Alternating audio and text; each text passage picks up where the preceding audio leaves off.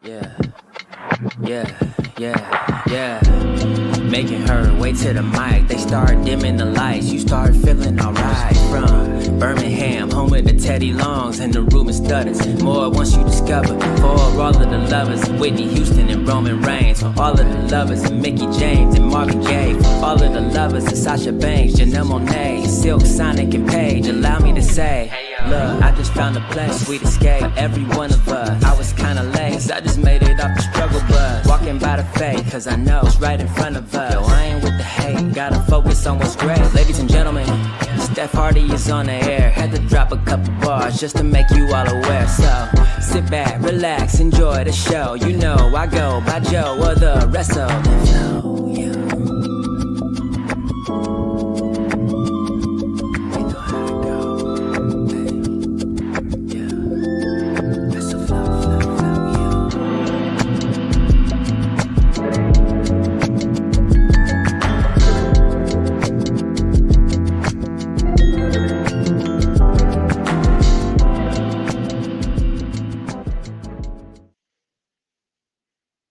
Hey y'all, welcome to a new episode of the Hardy Wrestling Podcast with your girls, Stephanie Hardy and Bianca Addison, the hostesses with the mostesses. Happy Friday. We are here live to talk to you about everything that's going on in the world of professional wrestling. Of course, we weren't on last week because I was on vacation. Only a little bit though, because I actually did do an exclusive, really quick interview with Lyric Wrestling / Lyric Swinton, who is a PWI contributor. So please check out that episode if you haven't. But I was on vacation, so that's why we didn't come to you with a proper episode. But here we are, we're back. Bianca, how are you? Whew, I'm okay. It was a rough week, but we got through it, and I'm excited and happy it's Friday. How was your week? My week was fine. It was kind of interesting in the sense of going back, and getting back into the swing of things after Yeah. my vacation. So that's really what it was. But either way, it was still fairly decent. And I honestly just could not wait to do this episode because I'm just like, oh my God, yay, episode Yeah. time, let's go. Yeah. And creatively, there's just a lot that I still want to do, even though the year is wrapping up. Because, of course, even though, it's November, you still want to end the year on a high note. And Yeah. of course, this show has, had an amazing year. Not only with the addition of you as a co-host, but just it's had an amazing 5-year run and a 5-year anniversary year. So it's just been a lot of great stuff happening. So I was really happy to get this episode started because a lot of cool stuff happened this week. So I'm just really excited. Yeah, and talking about your podcast, I love I I'm proud of the growth and seeing all the legends that you interviewed and the way that this podcast has grown, and it's very inspiring. And yeah, I keep going, and I can't wait to see the growth, and I can't wait to see where this podcast is take I can't wait to see where this podcast go. Yeah. You know what I mean? Yeah, you can't wait to see where it goes. But then the beautiful Yes. part about it is that with all of the places it could go, it's like you can go too. So Yeah. that's another discussion that we're gonna have later on, like not on the show online, but either way, it's a discussion that we are going to have in terms of the future of the show now that you're in it as well.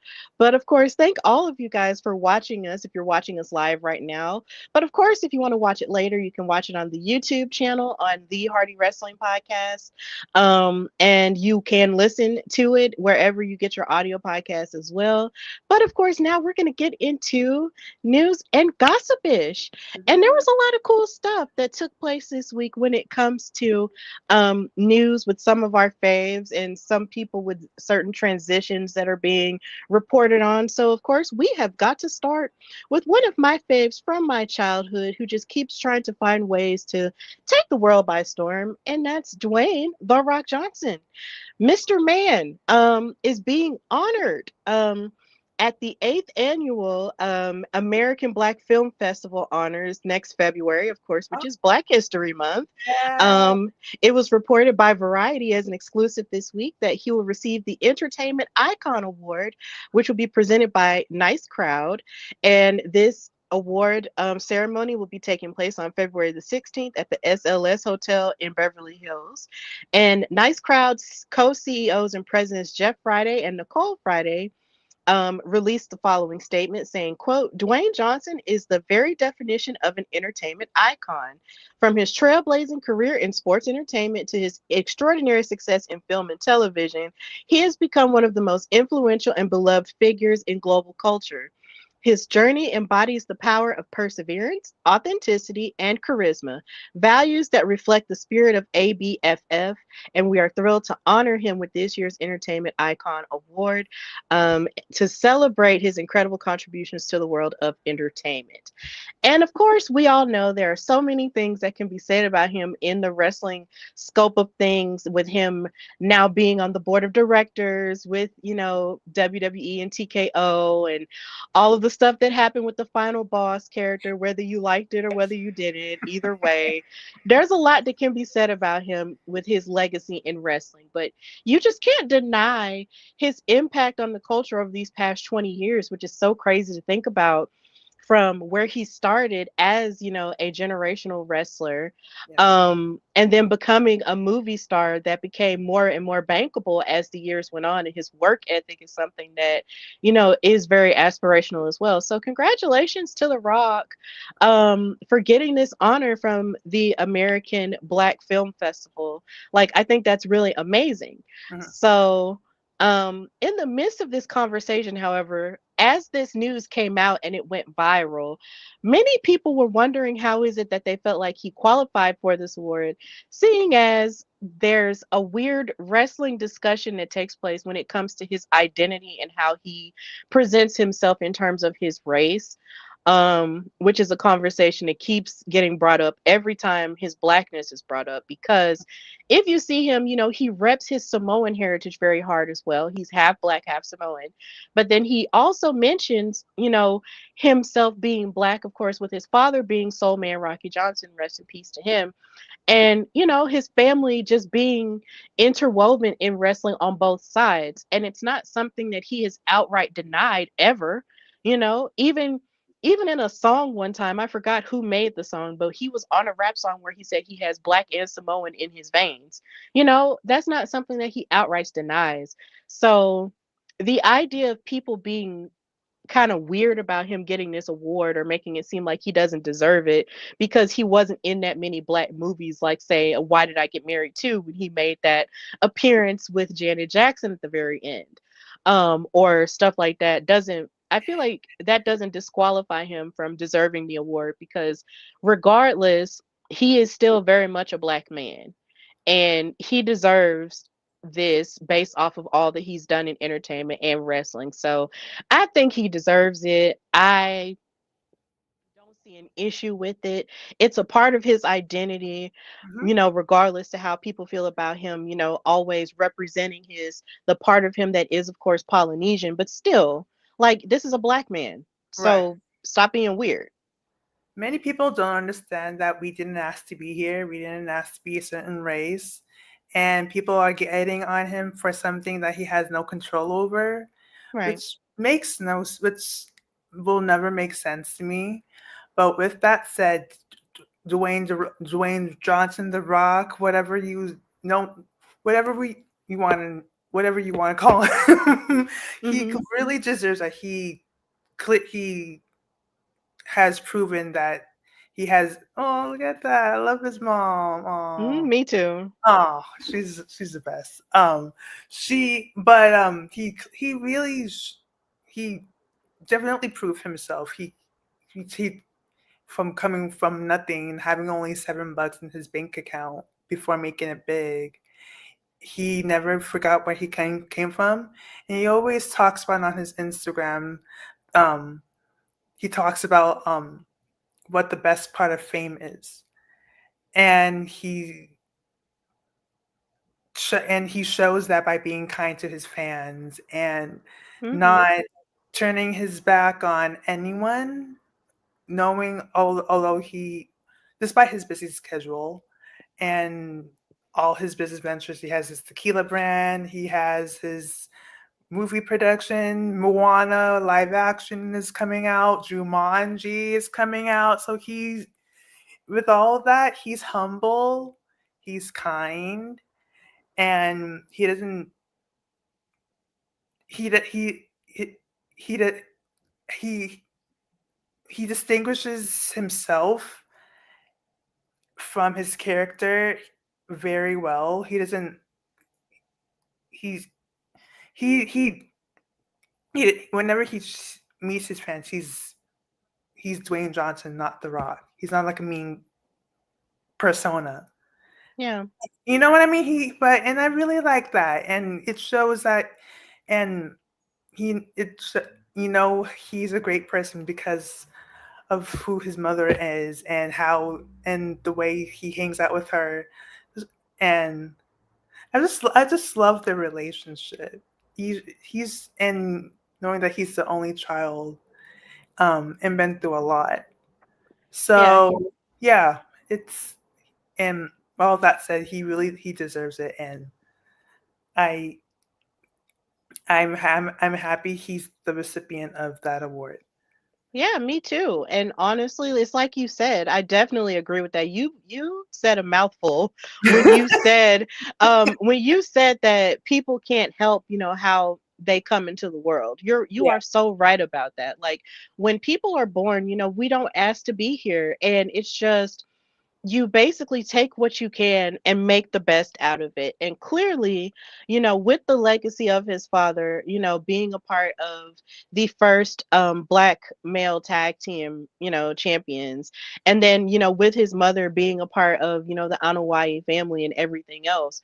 Like there is so much that was given to him that he did not, necessarily ask for. None of us ask for the things we're born with. And honestly, what he has done, he has taken that part of his identity and he's taken everything and all of his great qualities and built a great life for himself, regardless to any choices or things that he might have said or might have done, business wise, even in the political sphere at times or whatever. He still carries himself as a person that treats people like people, while also still taking care of himself and taking care of the people who depend on him, and cementing his own legacy and also setting forth his children on their own legacy as well, like with Ava and, those and the two little girls, Jasmine and Tiana, and whatever it is that they're going to bring into the world. So, yeah, The Rock deserves this award. And I feel like we should stop being weird about how people decide to show up for their identities because at the end of the day, it's theirs. Mhm. So, right. He deserves it. So congrats to him. And let's stop being weird about people's identities because if it's not your identity, then stop tripping on it. Okay. Yeah. So moving forward with more news and gossipish, we had contract news on Anna Jay from AEW, a very, very bright and beautiful talent. It was reported by Fightful Select that her contract with AEW is believed to be expiring within the next few months, though a source is expecting the company to make an effort to retain her and re-sign her, but is unknown if Jay and AEW have officially begun negotiations to renew her deal. And of course, as of recently, on this past big episode of Dynamite and Collision, she and Ty Conti participated in the women's tag team title tournament, to which they sadly lost, which bummed me out. They lost to Megan Bayne and Marina Shafir. And so and this broke my heart because when it comes to Ty Conti and Anna Jay, they were both very much integral in terms of like the beginning stages of what the women's tag division could look like in AEW when the company first started. So for them not to be in the tournament anymore really broke my heart this week. But I'm hoping that just because they're not tag team champions now does not mean that they won't ever be tag team champions. Of course, I'm pretty sure, at some point, even if they're not the first, there could be the second or the third, and that's still very much just as important. So I'm sure within the next few days we'll hear more about what her plans are for her career. She's still relatively young. She's 27. You know, the sky is really the limit for her. And she's proven that she's definitely one of the pillars of the women's division of AEW. So I hope that, you know, whatever decision she chooses to make is the best one for her. So she's a pioneer of AEW women's. Definitely. I like that. I like that. Definitely a pioneer. She's good. Yeah, and she's beautiful. So, Okay. yeah, like her phrase that might have caught people off guard the first time she said it, like it was really hilarious when she said that she has a big ass and a bad attitude. But Eh, as she's in that ring, you know, when she's in that ring, she definitely is focused and locked in. And like I said, she's still young. There's still so much that she has to look forward to. So we'll see what happens, but I was definitely sad when her and Ty Conti didn't win. I was like, God dang it, come on, justice. But you know, there's more for her to do. And speaking of more opportunity for people, Bianca Belair was the subject of some exclusive news. She officially signed with CAA, which is basically like a talent agency that a lot of famous people sign up with that also represents people when it comes to going out for different roles and having brand deals and such.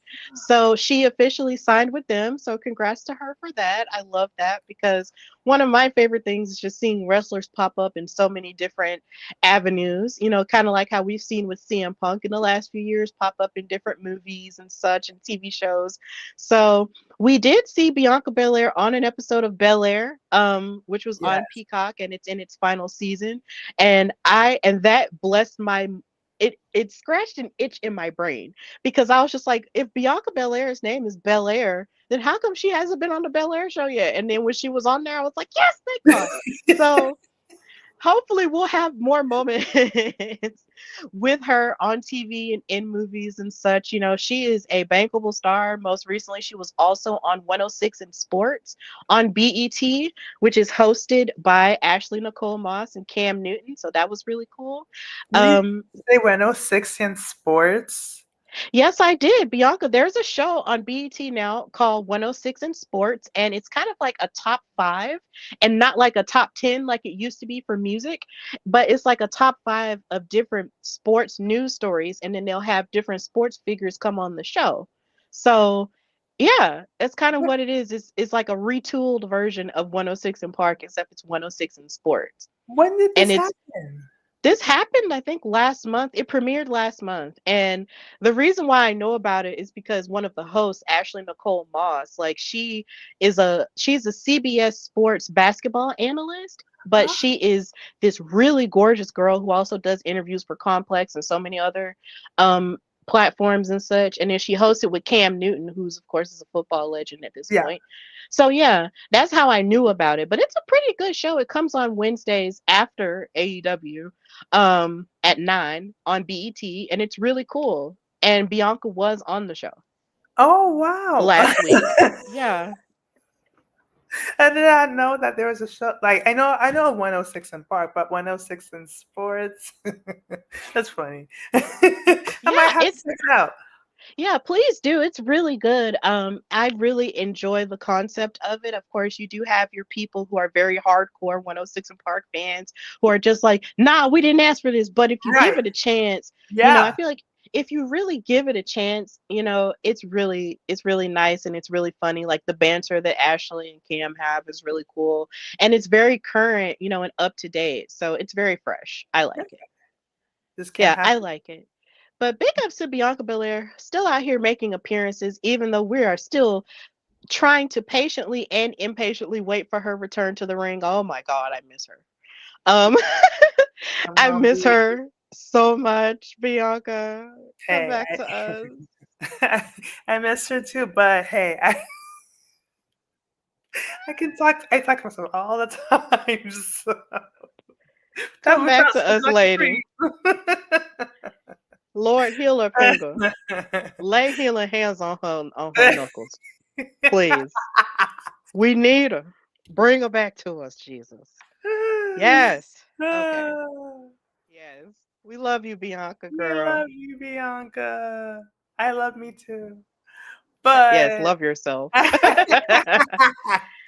Yes. So moving forward with other amazing Black women in wrestling, Kalani Jordan, the TNA Knockouts champion, Knockouts world champion, I should say, had an interview with TV Insider, and it was a pretty good interview. But within that interview, she talked about two things that caught my attention, which was about who she would want to face in terms of defending her championship from TNA legends and pillars. And one of the people she mentioned was Mickey James. And that made me so excited because I was just like, oh my God, her versus Mickey James would reset my entire mind. It would just be really cool because, of course, when she first won the TNA Knockouts World title, she went down a list and started challenging so many other people like Tasha Steelz, like Mickey James, like ODB, and so many other TNA knockouts, from the past and the present.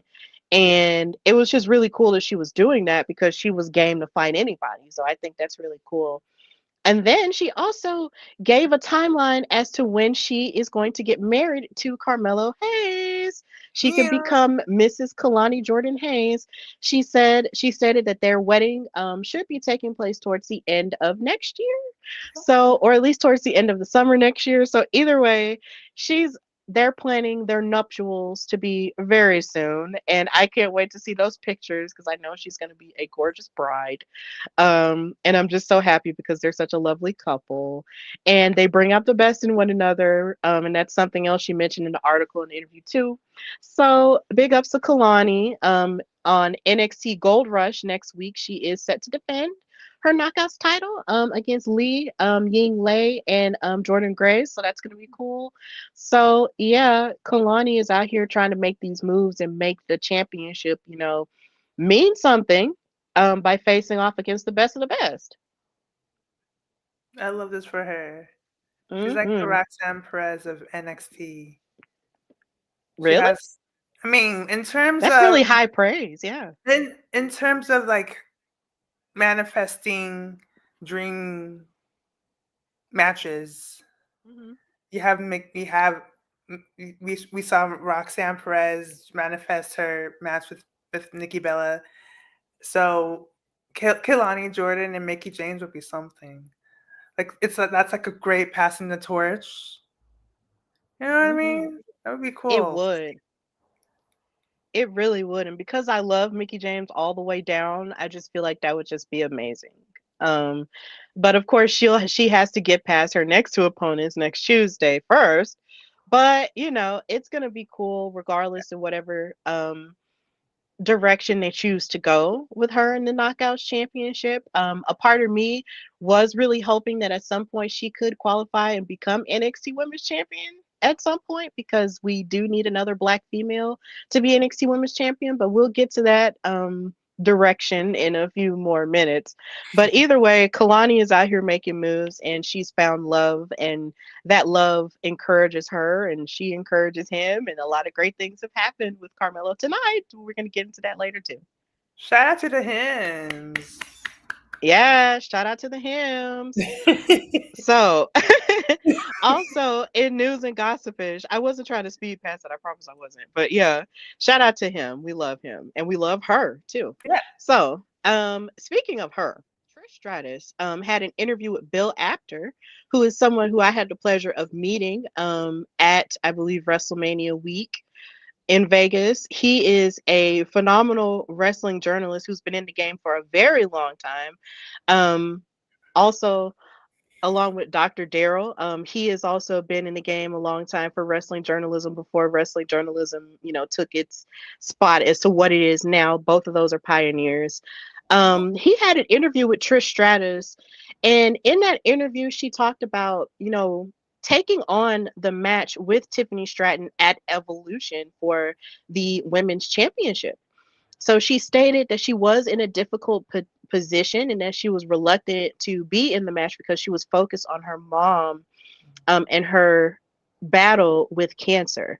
Her mom battled Hodgkin's lymphoma, and she got it in 2006. And her retirement decision was partially influenced by her mother, getting her treatment.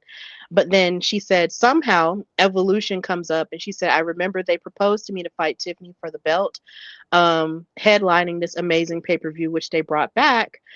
And she stated that she remembered, what an opportunity, but I can't leave my mom. And she fought the sickness, but then she also said, I remember that was one of the reasons I did retire, but they were asking her to come back during her radiation. And she had the initial inclination to say no, but she received the encouragement from her mama to go ahead and wrestle the match. Her mom insisted that she take the match and the opportunity that was presented to her. She said, fast forward the story, my mom said, do it. Not even a question. She said, oh my God, please do it. And she also wanted to make sure that the story justified the match, which a lot of people did have feelings about when it came to the story of how Trish and Tiffany were going to get to that title match, because the last time we saw them together was at Elimination Chamber when they were tagging with one another. So, Yeah. of course, with Evolution coming together the way it did, the build to it was not perfect. But clearly, women, as we constantly do in every form of life, we make the very, very best chicken salad out of, the chicken stuff that we're given, and they had an amazing match. So in the midst of this, she just remembered that her mom encouraged her to wrestle that match. She said, it was like, do it, do what you can while you can, because situations change, health can change, and anything can change in your life, because you just never know what can happen. Right. And yeah, this really tugged at my heartstrings, because her mother did sadly pass away this year, due to her fight with lymphoma. But at the same time, I'm glad that her mother still encouraged her and said, look, go ahead and do this. Go ahead and do this match, because you just never know what could happen in life. And as a person who's had to deal with this type of thing, not saying my mother does not have cancer, but my mom has been sick with different ailments for a while. But the one thing my mom always raised me and my sister with was the notion of, you have to keep going. You have to keep going, because I don't want you to stop for me. Like, do not stop for me. Please keep going, and please live your life as much as you might want to, because Trish seems just like me. It's like you want to stop everything for your mom, because you know that your mom would stop everything for you. Right. But your mom is just like, look, you have your life to live. You got to go. And I'm happy that Trish was able to perform in the midst of all of that, because the match that she had with Tiffany Stratton was fantastic. I love that match, and I cannot stand it when people get online and talk about how Tiffany didn't have any memorable matches during her championship reign, because this one was fantastic. Um, I don't know if I'll ever go back and watch this Evolution, because I feel like if I do, I'll just start crying, for so many reasons, and y'all know what they are. But it's just, she did such a good job in this match, and Trish basically showed that if she wanted to be a full-time competitor again, she could. She really could. She kept up with Tiffany the entire time. She was pulling off stuff. From what I can remember in person, she was pulling off stuff that you just don't expect a woman, of her caliber to pull off. And she did it, and it was so good. So I low-key wanted her to win the Me too. championship. It was nuts. But Trish did the very best that she could. And big ups to Mama Stratus Yeah. for encouraging her, even while she was fighting with that. Shout out to moms, period. The good moms. Yes, The the great great moms. mothers. My moms always have great quotes. Mhm. Moms always have great wisdom. Like, I was talking to my mom, and she told me years ago, um, knowledge is gain.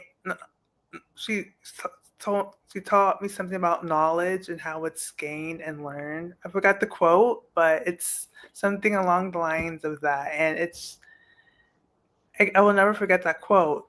But yeah, moms have the wisdom they bestow upon you and sticks with you because it's just too profound. And like it's like, how do you, like, who taught you this stuff? Where did this knowledge come from? Yeah, I told my mama at one point that I have these weird theories about life that are Yeah, sometimes spiritual, but sometimes just really weird. But I have a theory that I feel like when mothers have children, it activates something in their mind, yeah, and it activates something in their spirit to where they feel like when the time comes, I'm going to share this with my child, and then they bestow it upon us at the right time.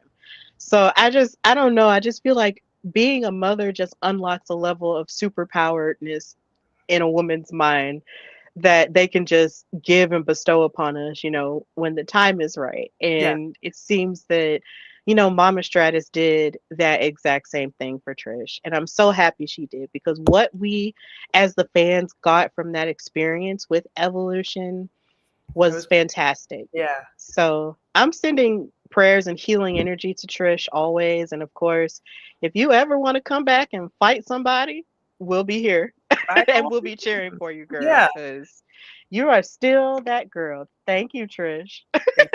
Yes, Legend Hall of Fame. Oh, yes. I I love her remember forever. I remember the quote my mom says. She said, "No knowledge is wasted. Instead, you gain." Oh, yes. Mm. Period. Shout out to Mama Addison. Mama Tina. Yes. Mama Tina. Like Beyonce's mom. Hey, Hey. not you got a Mama Tina. Oh, that's cool. All right. I love that. I like that a lot. Shout out to the matriarch. Yes. Yes. So moving forward, in our last story, in talking about people fighting illnesses, Rebel, not Reba, from AEW, who used to hang out and be sort of like a X factor when it came to Dr. Britt Baker, DMD, in the early days of AEW. It's so interesting how much they've done and how many personalities they've introduced even within these past 6 years. It's nuts. She revealed why she actually has not been in action and has not really been on TV. She revealed this week that she has also been fighting non-Hodgkin's lymphoma as well.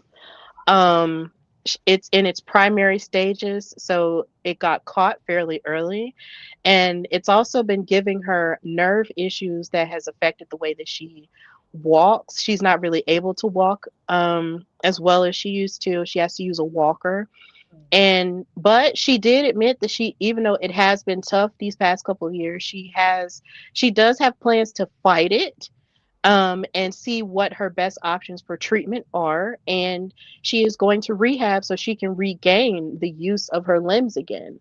And this knocked the wind out of a lot of wrestling fans. It knocked the wind out of me because I did realize that she has not been, out there the way that she once was. And I was just like, so what's going on? Is she okay? And now we know the answer. But the thing that I loved was the fact that she was courageous enough to come on and tell the fans, and also courageous enough to say, hey, I'm going through this right now, but I'm going to fight it, which I feel like is the best course of action. So big love to Big Rebel. And I know AEW is supporting her in her fight, because I think Tony Khan did post something about it. And I just hope that she does get better from here. It's always so sad when this news breaks in the wrestling world. Hmm. Like I always think about Roman Reigns. I cried, Yeah, the tears were heavy that day. I cried so hard. My God. And it just, especially, it hurts when someone you look up to is dealing with something like that. yeah, It's like you wish you could take that away from them so they can do what they love and you can enjoy. You can keep enjoying, but this is like the sign, like, for it to take care of you so you can keep doing what you want to do, what you right. love to do. Yeah, I remember I was sobbing that day too, and I had already had like a bad day anyway. So to come home and watch Raw and think you're gonna unwind, and then all of a sudden you find that out, it's just like, bro, I sobbed and I was like I was so angry. Yeah. But when he came back and said he was in remission, I was like, thank you, Jesus. Yeah. Oh, That's, thank you, God. Cause that's right. look, I was so happy. I was so happy. But, and then it also knocks the wind out of you a bit because something that I feel like wrestling fans have trouble doing is sort of separating the fact that these are larger than life figures on television, but not realizing that they are also still human beings. Yes. And when you find out news like this, it just sort of reiterates the realness of life, and how it doesn't discriminate at all. It's so strange. It just made me think about Hamilton. Life doesn't discriminate between Oh, the sinners and the saints. And that's just the truth. Like yeah. stuff like that, hard stuff like that doesn't discriminate even in wrestling. And it's just and it hurts you especially when the person is your fave, but also, these are human beings and they go through their own struggles. And the only thing that you can do is just hope that they rise above it and fight whatever it is that's going on, and then, and live a healthy life past that, regardless of whether they come back on television or not. You just want them to be okay at the Yeah. very least. So I want Rebel to be okay. I want Britt Baker to be okay, because we haven't seen her. Um, and she had been going through some health issues herself as well, but she had gotten past it. But still, we Okay. just want everybody to be okay. Exactly. Yeah. Absolutely. So that's really the end of news and gossip ish. And now we're going to move into what Steph and Bianca liked in wrestling this week. We we still have not changed this graphic. There are a lot of updates that need to happen with this show. Okay. 2026 is the year of the update. Yeah. I promise. I promise. This isn't it's like this is charged to my head and not my heart. This is gonna happen, okay? But this is what Steph and Bianca like in wrestling this week. And I'm gonna let Bianca take the lead here, because she met AJ Lee a few weeks ago. So tell me about that experience. Why were you going to meet her? What was going on, and how was that for you? Yeah, so this was in Los Angeles at this comic book creators. What am I saying? It's not a convention. It's just like, I don't know what it was. It was a free comic book creators. Get together. Yeah. Um, Yeah. so when so when AJ Lee when AJ posted that be she would be making an appearance there and then doing a free signing. Like, I could not resist because like I had met her 2 times prior, and which were both great. The first time was amazing. I cried. The second was twice as great. And I wanted to redeem myself because I felt like I embarrassed myself in front of her second time. So I'm glad I got to redeem myself the third time. But she is AJ Lee. AJ Mendez Brooks is one of the sweetest humans you could ever imagine, you could ever meet in your life. Whoo! When I tell you that, okay, the line was long. The line was massive. It was huge. But when I tell you that April Jeanette Mendez Brooks was there meeting every single person waiting in that line for hours. It was 9 p.m. and she's still there. It was supposed to end at 6. It was supposed to be an hour. I was shaking in my boots. I said, I'm not leaving until I meet AJ. I didn't come here 3 hours prior to the signing just to miss AJ. So when I realized that she will be going past 6 p.m., I was so happy because like I really wanted to meet her again, and I'm glad I did. But she met every single person waiting in that line, and she took her time. She takes her time, and she really cares, and she listens, and she is very genuine and kind to whoever she meets, and I'm happy she remembered me. She was excited to meet me. She says, "My girl," I almost cried. And this was the first time I met her before. This was my first time I met her after she returned to WWE. Mhm. 2 times prior, she was still retired.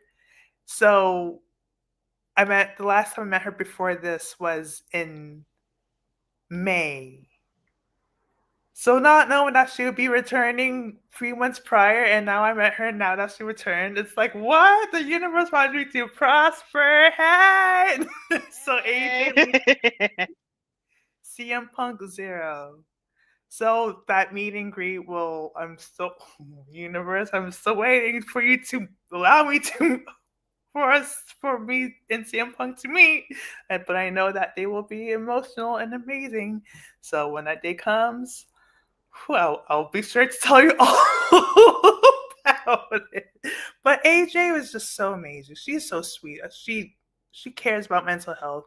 I got to tell her that I started therapy, and I'm happy that she told me that I'm worth it through my screen. And I'm happy that because I don't hear that a lot. I'm not told that a lot. So for her to validate that to me through my TV as I was watching was very meaningful to me. So telling her that and telling her that I started therapy was very cool, and I'm happy that she's a sweet. I'm happy that the person you see is the person she is, and genuine and kind and sweet. Yeah, I'm so happy you had that experience with her, and just knowing that, she stayed the entire time for everybody, that's amazing.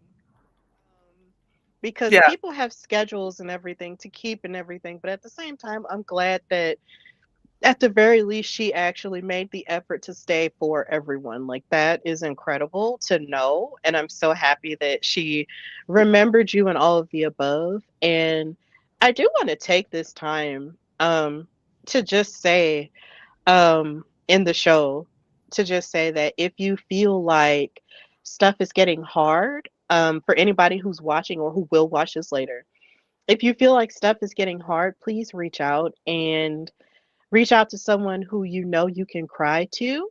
Or at the very least, please, if you feel like you need extra help with mental health, do not be afraid to reach out and find a therapist or find a counselor, who will listen to you and listen to your journey and your needs, because you are so very worth it. There are so many people who, even now, who see comments and hear things that people say about them, family or friends, or even people who aren't friends, ops or whatever, and they take it to heart, and they feel like it indicts who they are and it represents who they are, but that's just not true.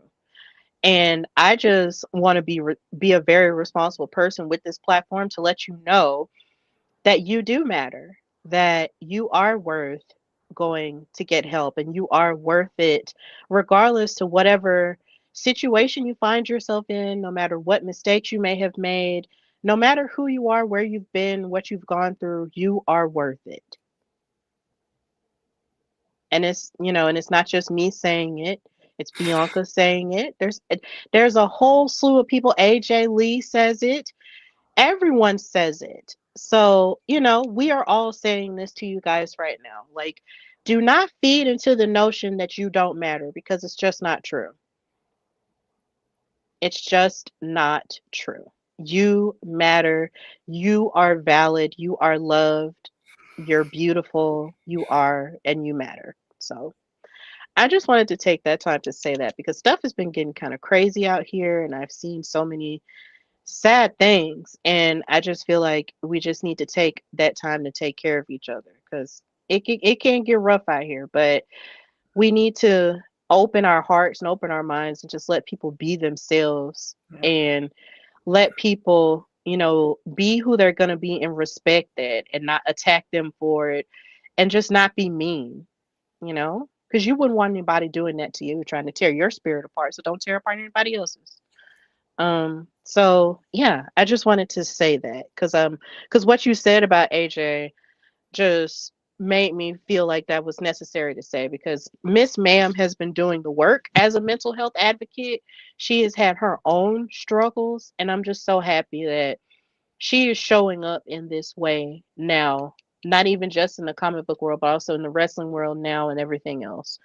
Um, so yeah, I'm glad you had that experience with her, and I'm happy that you have met her, and you will meet CM Punk one day. We're going to manifest that. It's gonna happen, and I'm Yes. gonna meet him too, and it's gonna be great. Okay. Hello. Yes, I it's also got to tell AJ. I also got to tell her that I will see her at Survivor Series. Hey, you're going. No, on my TV, and but she like I said, and then we like teased a little bit. It was like it was playful banter. I said Hmm. never say never, but don't hold your breath. I said I didn't say never, and I didn't hold my breath, and here she is. She returned. So. Exactly. Never say never in wrestling. That's literally the rule. You But never say never. don't hold your breath. Don't hold your breath. Please breathe, but please understand that the possibilities are endless. Yeah. Okay. Shout out to AJ. And we're going to talk more about her a little bit later on in the segment, but I'm glad you got to meet her. I'm so happy. Big ups to everybody who got to meet her, except that one guy, but we're not going to talk about that. Moving on. Just moving into Monday Night Raw. Of course, we know this SBA. Raw was in Madison Square Garden. Oh, there she goes again. Ah, um, um, in Madison Square Garden. It was highly touted as John Cena's final Raw, but we're going to get into that later when we talk about the men in Raw. Maxxine Dupri, somebody who I've been so happy to see grow in ring this entire year from the Royal Rumble all the way up until now, and even seeing how she supports her fiance, Anthony Luke, when he was on LFG in the first season and all of the above. She has now reached the pinnacle, one of the great pinnacles of her wrestling career, and become the new women's intercontinental champion, beating the man, Becky Lynch, with in ring action with the assistant AJ Lee, who did distract Becky Lynch, but at the same time, she should have been locked in and not making excuses because now look at her, you're beltless and Maxine is the champion. It was so amazing. You could tell it meant a lot to her. Her family was there. Her fiance was there cheering for her because there was a video I did see on TikTok of him cheering her on the entire time. It aw. was so fantastic. I was so happy for Maxine because she really has been putting the work in. If you follow her on social media, for someone who started as a really beautiful ballet girl who reminded me, who shared a lot of similarities with Stacy Keebler. Mm. Um, like that's just who she reminded me of a lot when it comes to like amazing blondes in wrestling. She reminded me a lot of Stacy Keebler. Um, from seeing her go from maximum male models to becoming an Alpha Academy girl, and now being an Alpha babe, and now being an IC champion comically before Chad Gable got to be. It's Oh, just absolutely, um, it's absolutely fantastic. It was a feel good moment for sure, just blessed me in a big way. So congratulations to yeah. Maxine. Yes. Yeah, everything you said. I love the alpha. I love the alpha babes are it. I love them so much. They are hilarious and unserious, and that's why I love them. But this is about Maxine. I've I've yeah, like you said, her growth from her development what is amazing to watch, and I'm just happy she got what she deserved, and she because we all know she worked hard for this, and she finally got, and she's finally champion. So that's it's Right. and think shout out to AJ, but AJ though, I see you, girl. I'm not I but from the moment this shot, from the moment I saw this shot, I said, I had my eye on you, AJ. I know what's going to happen. I see it a mile away. Yeah, but then what's so funny is it's just even in thinking about Maxine's journey, just to center it back on her, I remember I think it was at a certain point was, I can't remember if it was last year or this year, where she was wrestling in a match and some people in the fandom were making fun of her here again being mean on social media and trashing her and how she performed at a live event at a house show, and they were trashing her, making it seem like she didn't belong. And even backstage she was talking about, her winning this title proved that she did belong. And that made me feel so, it tugged at my heartstrings, because I'm just like, girl, you always belong whether you won the title or not. Maxine, no, don't let these people, like, I'm like, it just made me so sad to hear her say that. I was just like, whoever made her feel like she didn't belong needs their ass kicked. I'm sorry, I'm cursing. But like, I was just really upset, at those people who made it seem like, oh, well, she's just a pretty girl, who belonged in the Divas era and all this other crap. Nope. She is a substantial wrestler. She is a substantial performer, and she belongs here. And she proved all of you guys wrong. And now she's a champion. So suck on that. Yeah. Um, yeah, so this just made me feel so happy. And it was just really great. It was well done. I loved it. And I want her to be champion for a while. Me too. For a long time. A long, long time. But within this match, you also had the craziness of Becky Lynch crashing out on Jessica Carr, the referee, and the way she pointed at her and, was getting physical with her. I was just like, so is she going to get herself intentionally disqualified so all she has to do is pay a fine and not be, and just get this over with? But then Jessica looked at her and said, look, you've got a whole thing back there going on. Focus on what you have and leave me alone. Like, she was very fierce with her and very firm with her, and I appreciated that.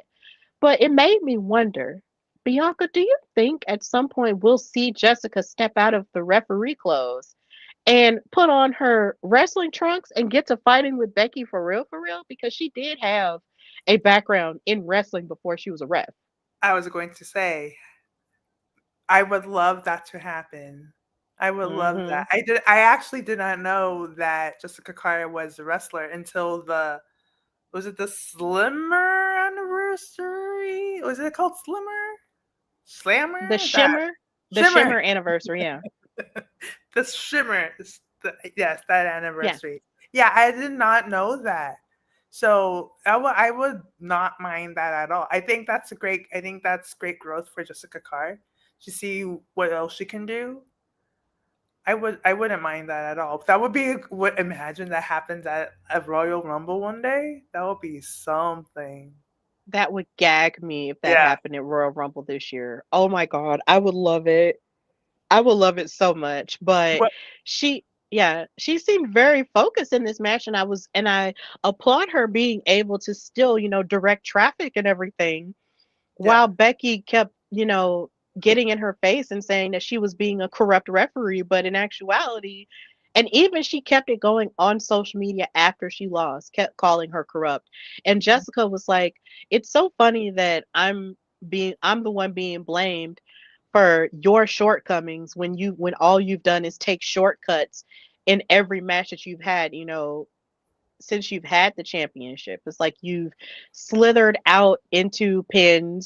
She lost via count out, and so many different ways in which she just had so many excuses, for losing these matches, but yet you keep trying to come at the ref who's just doing their job.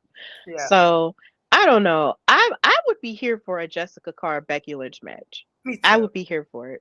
But big ups to Jessica for holding it down and calling it down the middle. Maxine won. So yeah.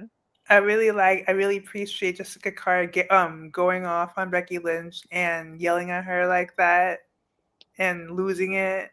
It was great to see. It was really great to see. Yeah. Big ups to Jessica and all the women involved in this whole thing, because it was great. This was one of the best parts of the whole episode. Like, the Raw was fantastic as a whole, but this really solidified it. Yeah. Oh Then wow. we also, of course, had Alexa getting in the face of, well, getting in the face of the camera for sure. Talking to Charlotte about how disappointed she was in her not, wanting to team with Rhea Ripley, even though she had her reasons.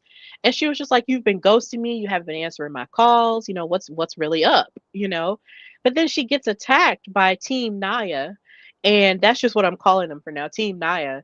And then, of course, Charlotte comes out here with this amazing kendo stick with this amazing urban outfit on and starts beating the crap out of them and taking up for Alexa. And then they hug each other towards the end. And this is what we have. And so there was this distance that sort of made you feel like, okay, so y'all got to bridge the gap at some point. But I really love this segment because you had Io and Rhea come out and then they were both staring at each other and then they started hugging one another and it was just so cute. But yeah, it was very heated. But the thing that kind of took it away from me when it came to Alexa's promo, which I mean, she's such a great professional at this point, was the New York crowd chanting what after everything she kept saying. And I'm just like, bruh, she has this high powered microphone. You can clearly hear what she's saying. Why do y'all keep saying what? It's annoying. I personally like the words. It's hilarious. I mean, I like the what chants, but I feel like the what chants belong to people who I guess you don't necessarily want to hear. But Alexa was saying something that was of importance. So for them to say it during that, I feel like sometimes it's just kind of like, okay, guys, for real, it can be a bit much at times. Yeah. But I appreciate your opinion. But because it's not that I don't like the what chance. I just think in certain situations the what chance are unnecessary. I agree.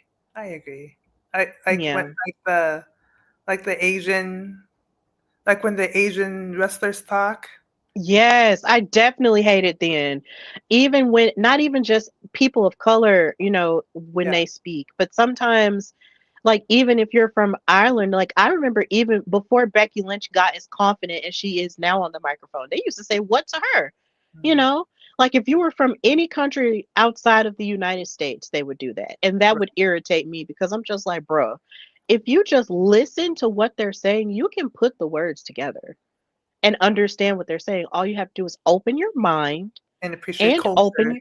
appreciate exactly that part to appreciate culture and listen. That's Yeah. all you have to do. It's not hard. It's No. literally not that hard. Yeah. Culture is But great. exactly, but folks want to be ignorant and it just pisses me off. But and it pissed me off to a degree that they were doing the what chance at Alexa, but the New York crowd has been known for being raucous for years anyway. Mhm. So, that's just a part of the game. But Alexa handled it wonderfully. So, because she's just really clever with the way that she handles crowds. So, big ups to her for that. So, yeah, war games. My we question to you is this. This is where I'm confused because the whole thing that Charlotte did a few weeks ago, and now they're back together. Now they're all friends and all friendly. I'm Mhm. confused. Like, why? Like, she had made a whole speech about like why she doesn't want to be part of, like, why she doesn't want to be like a part of the. They can't team up for war games, and now she saved them from the attack, and now they're what is going on? Is she I on? think Is she no, part of I the think team? Is she not? I feel like she is a part of the team definitely after tonight, Yeah. which we will talk about. I think she is definitely on the team, but I feel like from a human perspective, I can understand her standpoint with not wanting to be on a team with Rhea Ripley because her and Rhea Ripley have a very storied rivalry. Like they have been beefing since 2020 essentially because even before Rhea was on the main roster, like they fought each other at WrestleMania in 2020, of course, the one during the pandemic for the NXT Women's Championship, because that was when Charlotte won the Royal Rumble the first time Mm. and Rhea wanted her to fight her, and then she beat her for that title.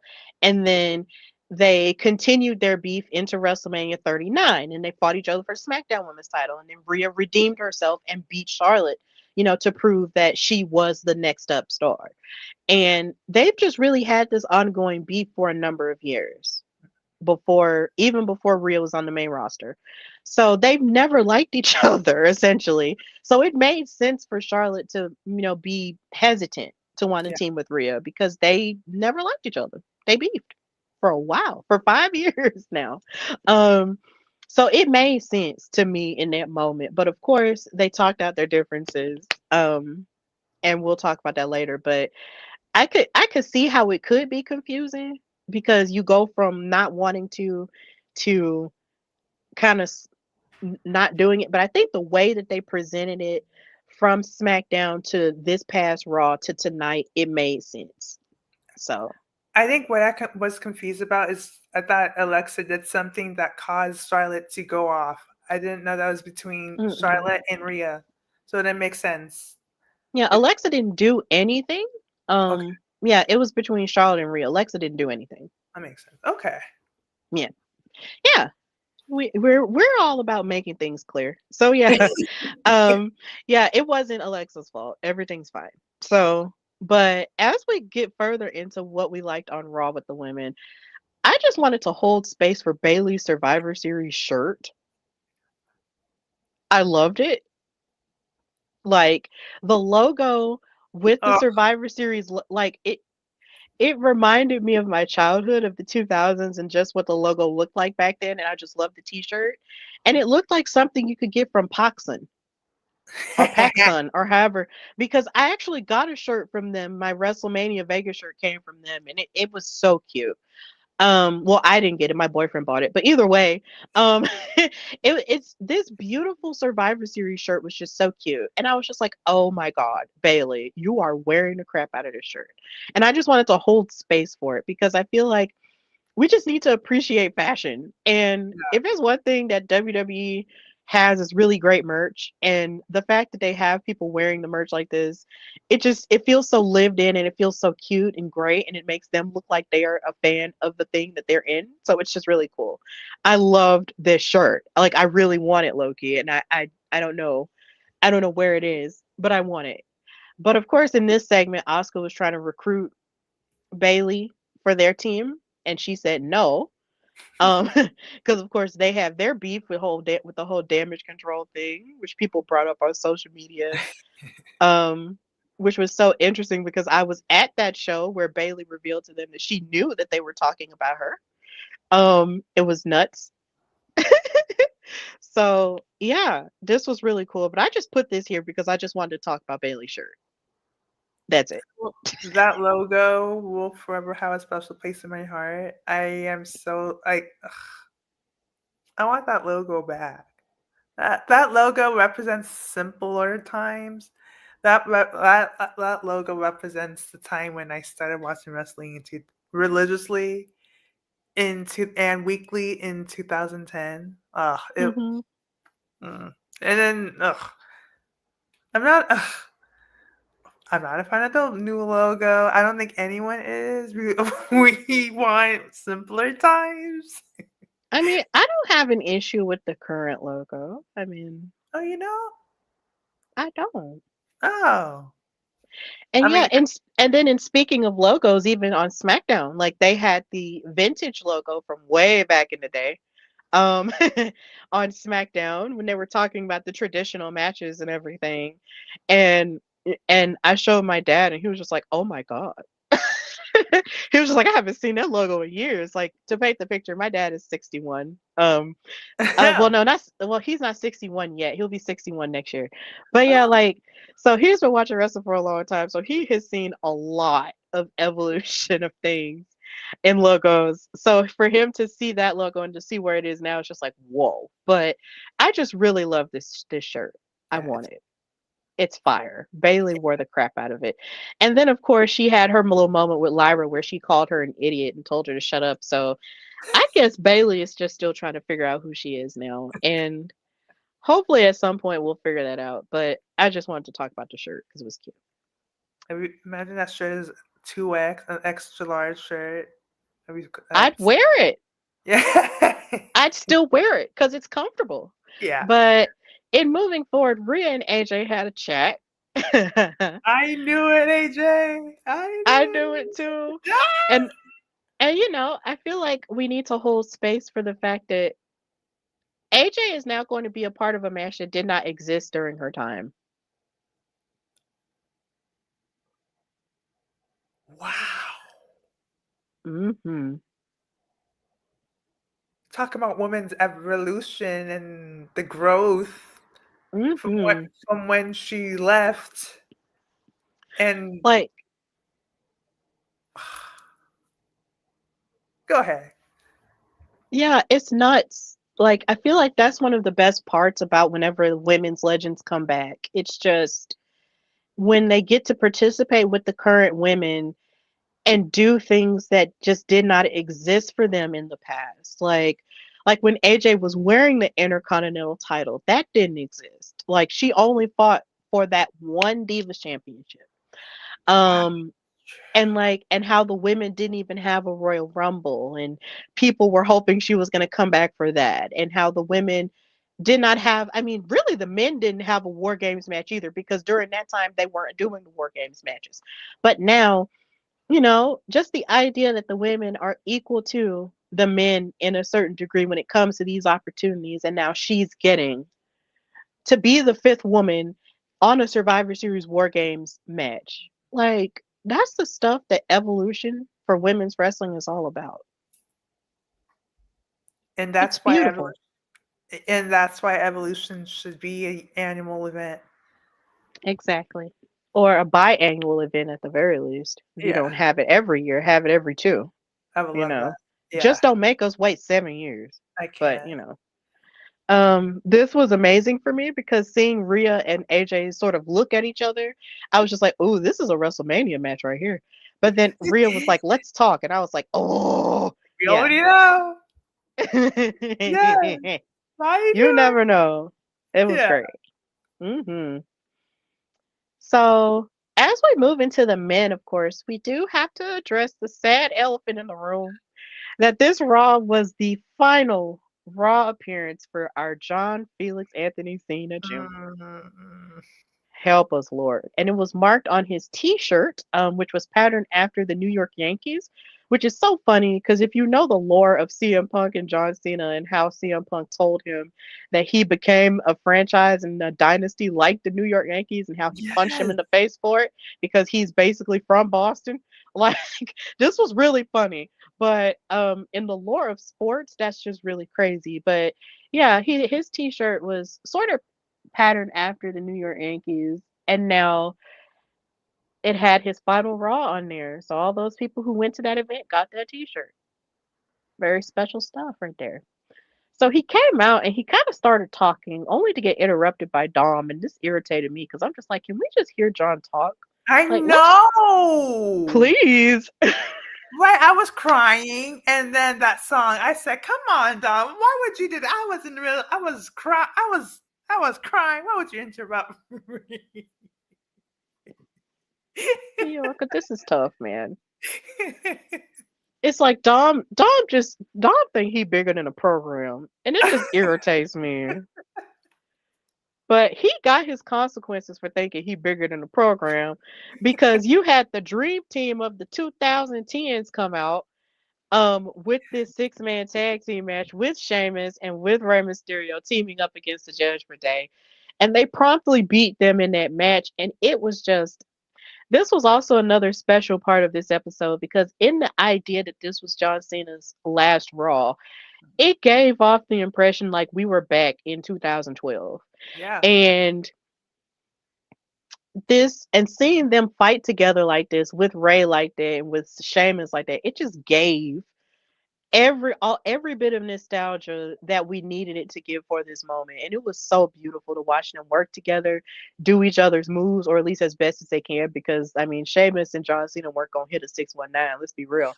But still, watching them, just be cohesive together for this last time. It just, it felt so good.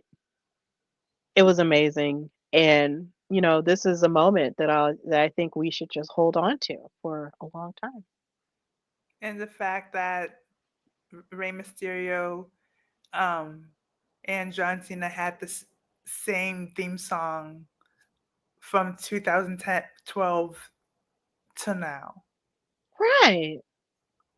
And I wish Sheamus still had his entrance song. That is just shame for pain. Lobster head, yeah. Oh. Yes. Oh, Exactly. written in my face. Come on now. Yes, like Come on now. The vibes would have been vibing, okay? But they won and it was great. Like it was just a very sweet it was a very sweet way to start the show, yeah, honestly. And, just spending time with John in the ring. I'm pretty sure, this is what he wanted to a degree, but I just wish he had more time to talk to us more on TV. But of course, this is a TV show that's full of wrestling and it has to be full of wrestling, but I just want to soak it in, you know. yeah. I just want to soak as much time we have left with him as possible. But of course, he did get challenged by Dominic. He will be fighting Dominic at Survivor Series for the IC title in San Diego, even though for a second I kind of thought that he was going to fight Ray in San Diego, but that, turned out to be something different. I'm okay with that. So it's yeah, the two dates, man. Survivor Series and in his final match. I cry every time. I this was a really hard Raw to watch because when I first started watching Raw, like religiously, like I was in high school, so Mhm. that feeling it was it, that it was a rough day because seeing one of my heroes for the final time on a show that got me through a lot in my dark days. Right. It was really hard, and it it it it just does not feel right. Like Yeah. like I felt like a teenager, and 15 years of memories from watching him on TV as a teenager is really weird not to see him again on my TV again. Well, for and knowing that he will be gone, it just does not sit right with me at all. And I just I want to believe that this is just a work and that he will not retire. Oh, I Bianca. want him to have a Mark Henry moment and say, "It's got you all," have him wearing a suit and doing something. I don't want him to leave. Oh my god! Like, it's. I know people say don't get too attached, but this is different. This it's I can't say goodbye because it's just Yeah, it's hard. it is hard. It is. I completely understand because I had to write a letter to John Cena for Bob Culture podcast. Shout out to them, BCP Plus. And I was crying writing it. So I and then it's been a weird journey for me because I was there when he announced his retirement. Oh god. So it's been pretty rough, in that regard. But, I think the thing that's carrying me through it is just enjoying the moments that we have left, number one. And number two, just being happy at the idea that he can go out on his own terms because there are just so many wrestlers who just don't get that choice. Yeah. Who just don't get the chance, who have not gotten the chance to retire of their own strength and know that this is it, or they feel like they can go on forever when that's not the case. Yeah. I I'm glad at the very least, he has given us so much of himself for so long. And I'm not saying that it makes it any easier, but at the same time, he's given us so much of himself for so long that I feel like I'm kind of okay with it. But the inner little girl in me is just like, no, please don't go. But, you know, I'm just glad that at the very least he can still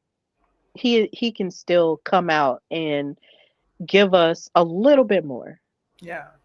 And we Um, get to talk a bit more about, what more he has to give us because there's a lot that I he's would, giving us in between this time. But this match was one of those great things, and it was fantastic. So we love you, John Cena, and New York yeah. clearly loved you. And I just, There you go. we just got to soak it up. We just got to soak it up. I would really miss his promos. I would really miss the. Ugh.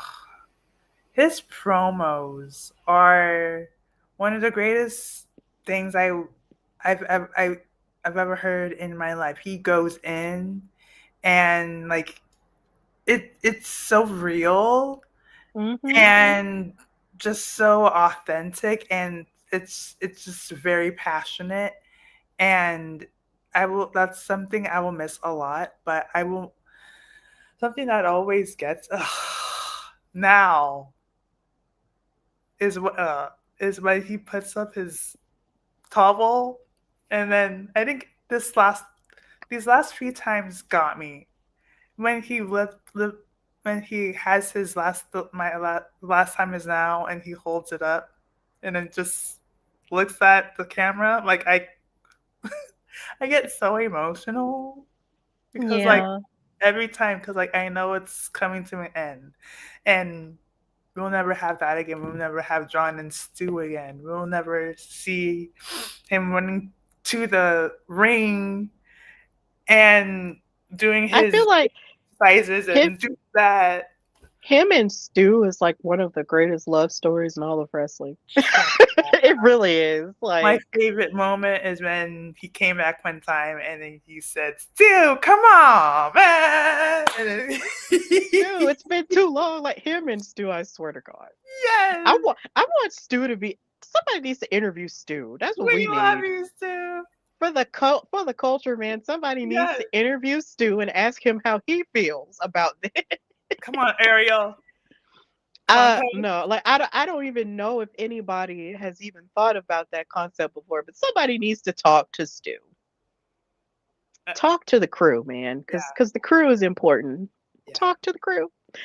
But in moving on, in terms of John Cena and his legacy in the Last Time Is Now tournament, on Monday Night Raw we saw the return of Nick Nemeth, formerly known in this case as Dolph Ziggler.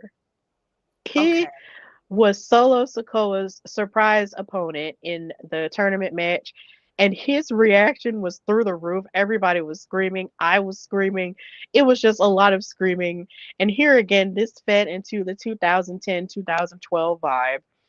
And this also made me feel away because in 2012, that was when I was or at least during the summer of 2012, I was getting back into wrestling on a more consistent basis because I was in college.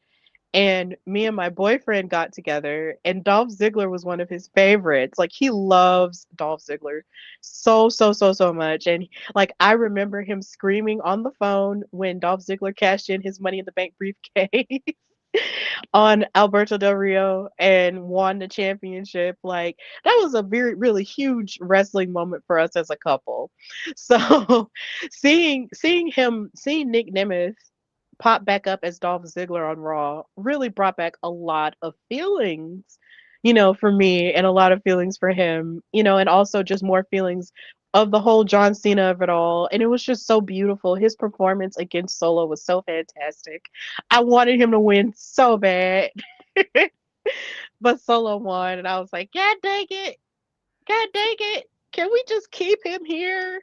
Keep Dolph here and just let him have the run that, like, another great run, because in my opinion he was one of those people who should have never got released Yeah.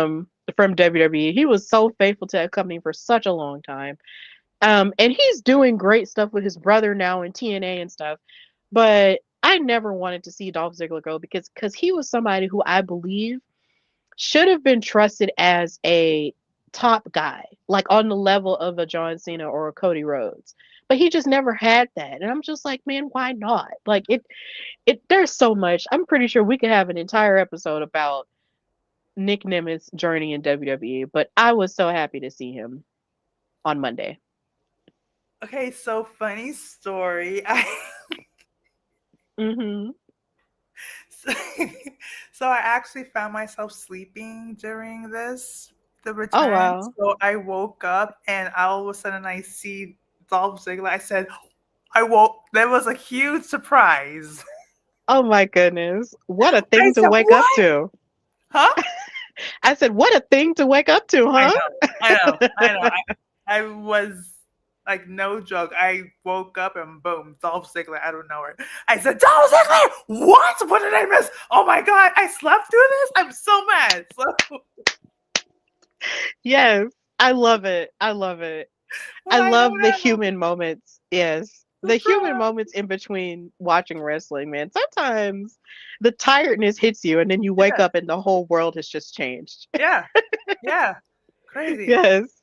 And we're back in Amazing stuff. 2012, Yes. apparently. Like you wake up and you went in a time portal and now you're back in 2012. Help. Yes. Legit Bill and Ted. Oh my goodness. It's just so crazy. This was so crazy, but I loved seeing him back. And of course they did the thing that they did for Matt Cardona slash Zack Ryder and brought some t-shirts back for him, That I think. too. So I was just like, okay, so I don't know if this is a one-off or whatever, but this is amazing. So if you want Dolph Ziggler merch, get it. Yeah, I also slept through Zack Ryder. And I You know also woke what? up surprised when Zack Ryder returned. That is so hilarious. Bianca, don't make me have to fly to your house and keep you up. Come on now. We gotta, you know, we gotta get it, stay up and so you won't miss things. 3 hours. 3 hours. But you know, it's fine. It's fine. Yeah. But Bouncy. exactly. In talking about things that this really isn't a throwback. This is more so a look into the future. Javon Evans did his thing in the tournament, in the last time is now tournament, against Gunther. He proved that without a shadow of a doubt that he is the future of WWE. I love that during his time in New York, there was a video that I think Shawn Michaels posted of a black guy pulling him off to the side and thanking him for being his authentic self because he sees himself in Javon Evans. And that made me feel really good to see. And just seeing someone as young as he is get to wrestle in basically the mecca of professional wrestling. You know, like that's the stuff that just warms your heart. Win, lose, or draw, Javon gets to say that at the age of 21, he got to wrestle in Madison Square Garden. He's 21. He's 21. He just turned 21 this year. Wow. So you mean to tell me he Hmm. was around 1920 when he wrestled Randy Orton? Yeah, like he was a very young man. Like Wow. he's very young. Yes. Wow. He could legit be my brother, like full on. Same. I mean, cause my sister is 24, so he's only a few years younger than her. So he could legit he could be my brother. Yeah. So that's why it warms my heart every time I see him making milestones like that because he's a part of that young generation that's just really scrappy and just, ready to just prove themselves and they just have that fire within them. So, I see him and I just see people like my sister and it's just like, oh my God, it's so great. So, you know, win, He's just lose, or draw, he did he's a good job. he's just like my country, young, scrappy, and hungry. Let's go here, and he will not throw away his shot. Exactly, Bianca. Woo! I'm so happy that you're a Hamilton girl. I love Hamilton. Saw that movie 4 times on the big screen. Oh Crazy yeah. Oh kid. yes. Javon is not throwing away any of his shots. Nope. But somebody who also didn't throw away his shot was the Just returning Gunther, who damn came kid. back with his silky black robe and his older version of his theme song. But funny enough, while this theme song was playing, you know what happened to me? What?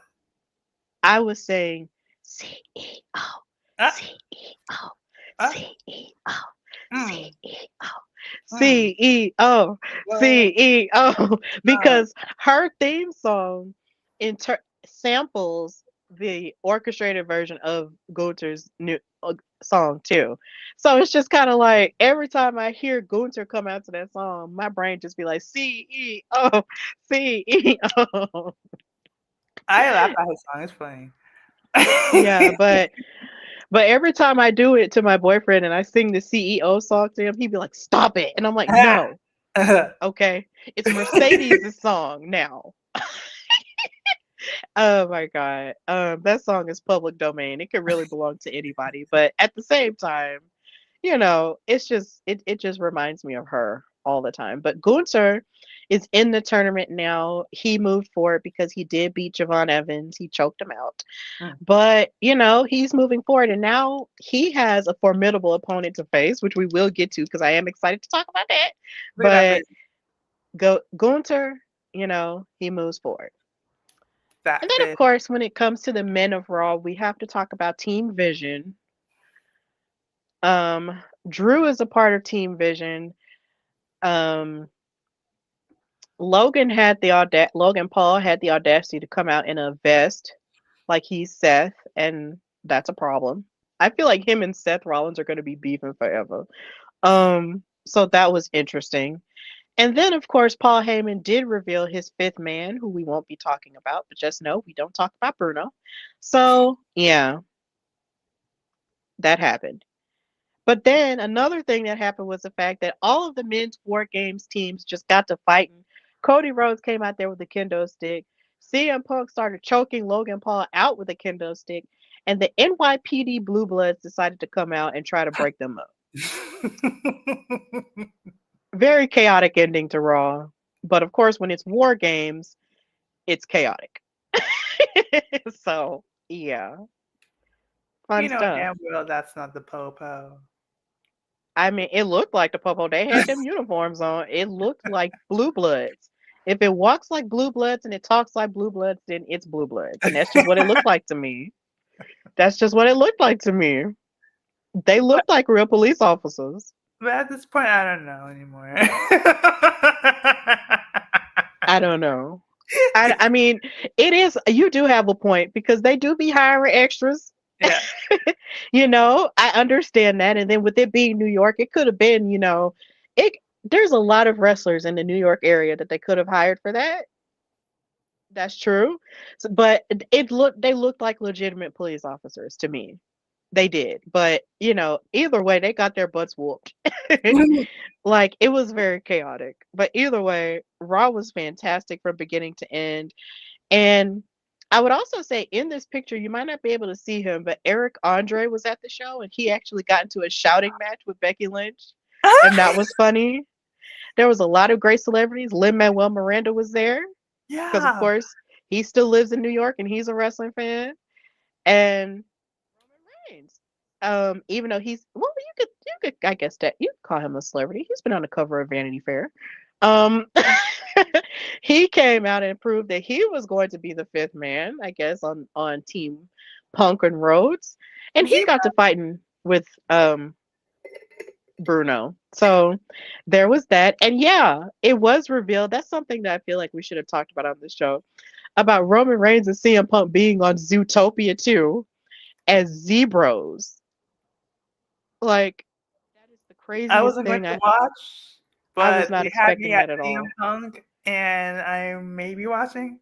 I have to watch. I Now will the be going. first I did see the first Zootopia and it was pretty good. It was very intense. Yeah, The subject matter was very intense. I will yeah. say that.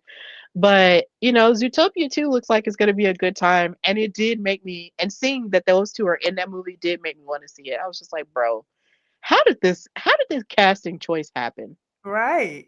How did this happen? I got to know how this happened. How? Like, it's so funny. And then what makes it even funnier is they're zebras, and then it's just like in real life they both are kind of in that transition phase between their gray hair and their black hair. Ah! So you literally have them as zebras in real life, and now they're like black with white stripes or white with black stripes. I don't know. It's I it's all love crazy. that. Oh my god. My I galaxy did brain is not going realize. wild. My brain is going wild tonight. That is crazy. It Imagine is. that's why. Oh I my don't know. I don't think that's why, but that's just something I just put. That was just something I noticed in my head. Don't mind me. Sometimes my brain is my brain just has so many different thoughts at times. So please don't mind me. But still, it's funny. It's funny. It's funny. That's God. all. Lee But Kowski. we also had Little Yachty. He was a celebrity guest as well. And the thing that he did, which here again made me feel very nostalgic, was the fact that he showed his PSP with SmackDown versus Raw 2006 on it. And I was like, oh my God, I remember those commercials. Jesus help. Oh my God. And I was just, how does this work? Like I was very impressed at the idea that he had one, number one, still. And number two, just the fact that he had the game and then just put it on the screen like that. I was like, wait, what? Oh my God, a PSP? What the heck? Stop it. Stop it. You're aging me. I never owned a PSP, Neither but did I I. love nostalgia. Me too. I love just thinking about things that we used to have or saw growing up and the Yeah. simpler times. And I love this so Yeah. much. This blessed me. This really blessed me. And Yeah. really, when you think about it, in some of the wrestlers that I've interviewed, um, a lot of them have said that the reason why they've gotten into wrestling was because of their video games. Mm. And that is a very valid way to get into things, even though, of course, I didn't grow up playing video games. I had a lot of friends who did, my cousins did. So seeing, a lot of people, I feel like a lot of people underestimate different points of media and how it actually exposes people to different things and different ways of seeing things and stuff. And also, and I never thought about it either until, of course, me and my boyfriend started dating and he's a gamer. So it's just a lot of those things that you really don't take into account until someone brings it up to you and you're just like, oh, okay. And seeing Little Yachty, do this made him more relatable, I think. Not only just as a celebrity, but as a human, but also as like a wrestling fan. So Yeah. big ups to him for coming and actually bringing that and showing it on the screen because Both. that's really what it's all about right there. He's real. I loved it. Yeah. I loved it so much. So we move into NXT Gold Rush week 1 because of course Gold Rush is over the course of 2 weeks in New York as well. And this segment right here involving Kalani Jordan, the TNA Knockouts World Champion, was very fierce when it came to her running into Lola Vice and Jordan Grace, who she is set to fight against next week. But I wanted to put this here because I feel like Jordan Grace's fashion choices, Hmm. backstage and just in general, have just been so fantastic. Seeing her with these glasses on, with this outfit on, like Jordan Grace is such a beautiful woman and she's so quirky, and I just wanted to hold space for this because when I saw her pop up on the screen with these glasses on, with her hair the way it was, I was like, you are so cute tonight, girl. I love her choices. I just love her fashion choices. They're awesome. And of course, Kalani was being as fierce as she knows how to be, um, and stuff. But the thing that bummed me out a bit was when Jordan Grace was talking about wanting to be TNA Knockouts World Champion again. And it made me sad because since Jordan Grace has been on NXT officially, she has had multiple chances to win the NXT Women's Championship, only to either get screwed out of her chances or to just lose it to, someone who just got the upper hand over her. And I feel like a question needs to be brought up. At what point are we going to see Jordan Grace, you know, graduate over to the WWE side of things? Not saying that TNA is a lesser. I would never say that. But at what point are we going to see Jordan Grace evolve over to the WWE side of things and win top gold there? Because seeing her going back towards the TNA stuff, I was just like, man, no, you should be going after the NXT Women's Championship. Like, do that. Like, but Bianca, how do you feel? I really do like her evolution. I was not aware of. I didn't realize that was happening. I thought she was leaning towards the WWE side, not going back to TNA. So that's. I mean, I would definitely like to see her on the main roster in WWE. And I remember when I first saw Jordan Grace, she is strong. She has muscle. And Hmm. this is not the Jordan Grace that learned I was introduced to. So seeing this evolution is I I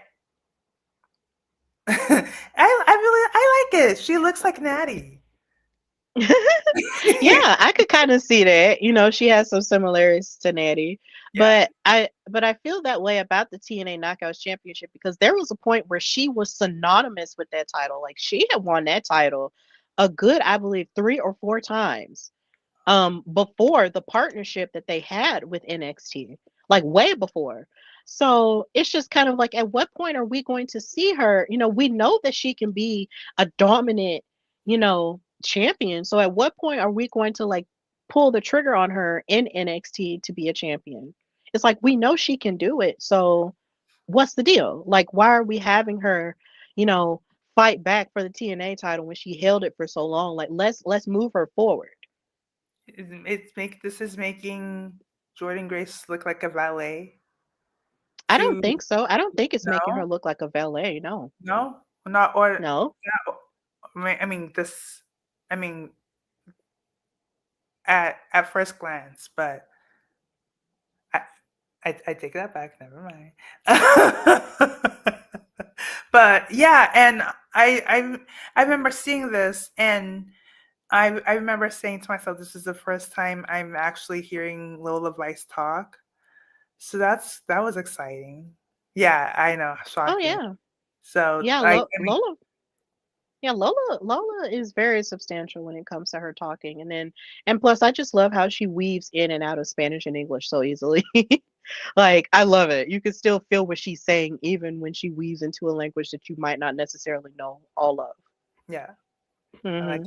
the English moment. Yes, I love it. So, yeah. Hopefully they'll where figure out where Jordan Grace fits in the WWE side of things. But that's not to say that her going after the TNA Knockouts title again is the worst thing in the world. It's not. No, But yeah. I just feel like she just should have been NXT Women's Champion by now. Has she never? No, she hasn't. Oh, That's the point I'm making. Like, she hasn't been yet. Even though she's had multiple matches this year for that title, she has not been champion. I don't like that. That didn't sit right with me. Yeah, because even at Evolution, when it looked like she could have won it against JC Jane, she got screwed out of it by Blake Monroe. It's true. Yeah. I forgot about that. Yeah, justice for Jordan Grace. Yeah. Justice for Jordan, please. Yeah. But yeah, I just wanted to hold space for her in this outfit because it was really cute. She gives. She always gives. So let's give her a title, please. Love that. Yes. Yeah. Yes. And then another thing that I enjoyed was the Blake Monroe Sol Ruka match for the women's North American title. Blake Monroe is showing a lot of her darker side that we thought she left in AEW. She's bringing it over to NXT, and it's almost like she's trying to suppress it, but it keeps showing up. And it definitely showed up in this match when she was trying to break Sol Ruka's leg and break her knee to the point to where Zarya had to throw in the towel because she did not want Sol to be further injured from that. And Sol was angry at her for it backstage and everything, but at the same time, Zarya was like, "Look, I couldn't watch you, put your career on the line for that title." But Sol was just like, "Look, if you hadn't have thrown in the towel, I could have won. But realistically, the way that Blake was bending that thing backwards, I, I'm inclined to not think so." But it was a really good match all around. It was fantastic. Soul was being her regular, amazing self, and Blake was out here proving that she is more than just the glamour girl. But yeah, Zarya Zarya and Soul Ruka are really going through it. I remember this. I remember. I just love every time I see I'm not Blake. Yeah, every time I see Blake Monroe's entrance, it's just very. I just love the production and the blocking of it, and Hmm. and the camera, the zoom in, the mirror shot. Hmm. It's trippy because like where it's like how do they film it? Like where where are where are you? Like it's Like, just how does that happen? Yeah. yeah. The walk off to the ring after the mirror shot it's cool, and then you see um Soruka and her um s- su- submission, that Hmm. whole thing, that thing on the top rope and the The flip. Soul Snatcher? Is that what it's called? The Yeah, snow. the Soul Snatcher. It's nuts. It's crazy. My gosh. Yeah. And then I feel like something else that a part of when, as you're talking about Blake Monroe's presentation, Yes. like a part of her presentation, because she went to New York, she had this towel made where she had New York on the towel, like Sabrina Carpenter. Yeah. And I feel like that wasn't fully appreciated as much as it was. And I wish I could have found a picture of it. But that part of her presentation was really cute too. It's like she's a very creepy and demonic Sabrina Carpenter. So I think that's really cute and very current. So it was really cool. She is still the women's North American champion, and So Ruka and Zarya are, I don't know, they're just going through a tough time. It's only a matter of time before they actually like.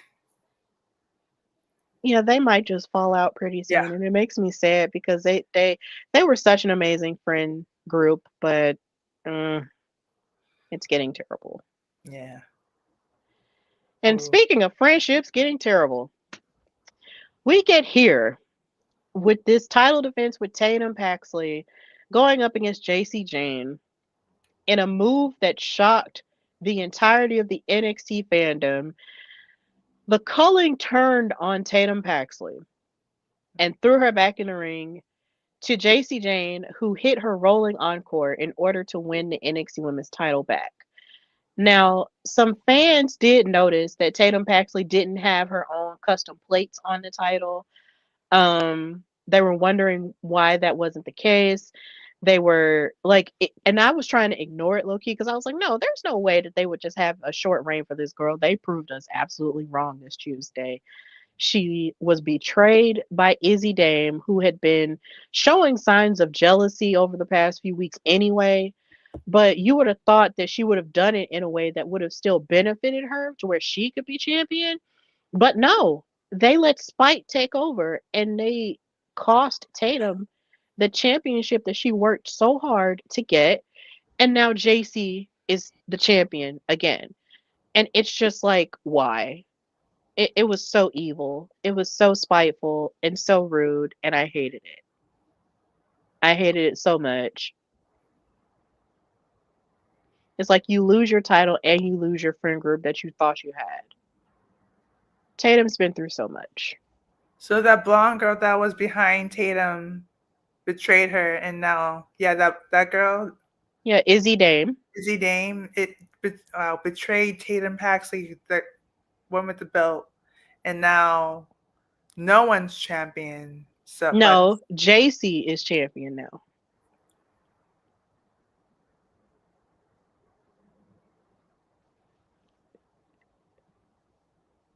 JC Jane is champion now. She beat Tatum. She took advantage of it. But out of the both of them, none of them are champion. right, Yeah. this whole this watch your back. You never. I know what it's like to be betrayed, but it's like watch.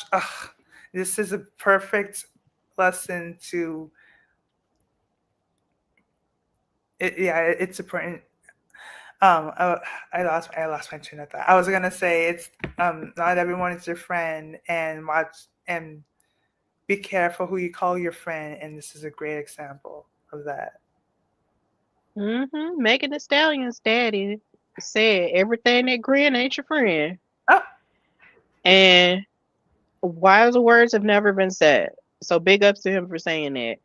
And rest in peace to him too. But seriously, Tatum, I feel like she now has to reach a point where she has to stand on her own 2 feet. yeah. Because it's so sad because she had a friend group. It's like she had, of course, Lyra, Valkyria to a degree. And then, of course, there was Shotzi and Priscilla / Gigi, but then they got let go. And then she found the culling. But to be honest, Izzy didn't ever seem like she wanted her to be there to begin with. It was always like, I don't know. It just wasn't genuine at all. Yeah. But I just did not think it would go this far. Anyone would fall off. It just didn't feel right to me. Yeah, it was so sad. And now here we are with JC Jane back on top with Fatal Attraction. Okay. Okay. Ugh.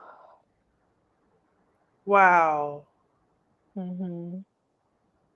Okay, so that girl looked familiar in the middle. Okay, I know I saw her. Okay, that makes sense. Damn. The pain. Yeah. Cause I'm just wondering at this point. I don't know, man. I don't know. It's sad. It bummed me all the way out. And then this was the main event too, I think. So I was just like, man, come on. I hated it. It hurt. It hurt. But moving into things that didn't hurt, we get to the inspiration of the title of this episode of HWP, Daddy's Home. And this came from Opa Femi, who made his return after Ricky Saints finally beat Trick Williams in that last man standing match for the NXT Championship. He made his return, and then he also made his way to New York with Ricky, who wanted to address Ova and stuff. And so Ova said, look, I'll do you one better. I'll come out here before you even call me out. And he came out here with his jeans on, with his shirt off, looking way more bigger. Like, he really has toned up a lot more. Like, Ova really, this man,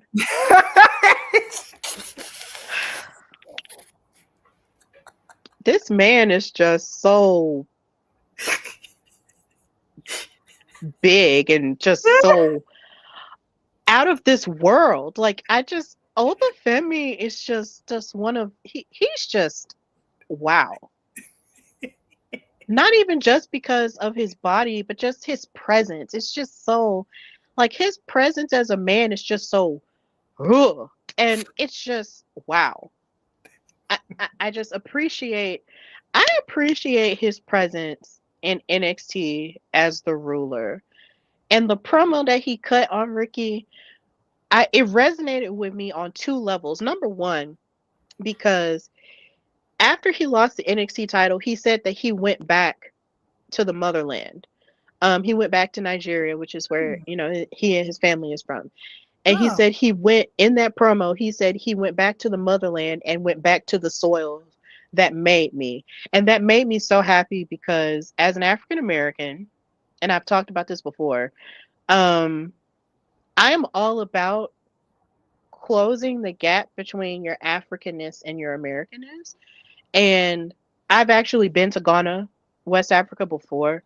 And so it's a different country in Africa, but, there's just the reconnection of going back to your roots that I just resonate with.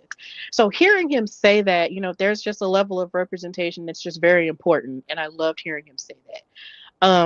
And number 2, it resonated with me on the level of him saying, look, the ruler is back. The bringer of war is back. Your daddy is home. It's just one of those things that you just cannot teach in wrestling. Like, he just has everything. He has everything. He just has it. And here again, it's scary because he's so young. He's only in his 20s. He's between the ages of 25 and 27. And he has everything. He just has it. He Everything about him is perfect. And when he said your daddy is home, I'm not gonna lie, it made me want to just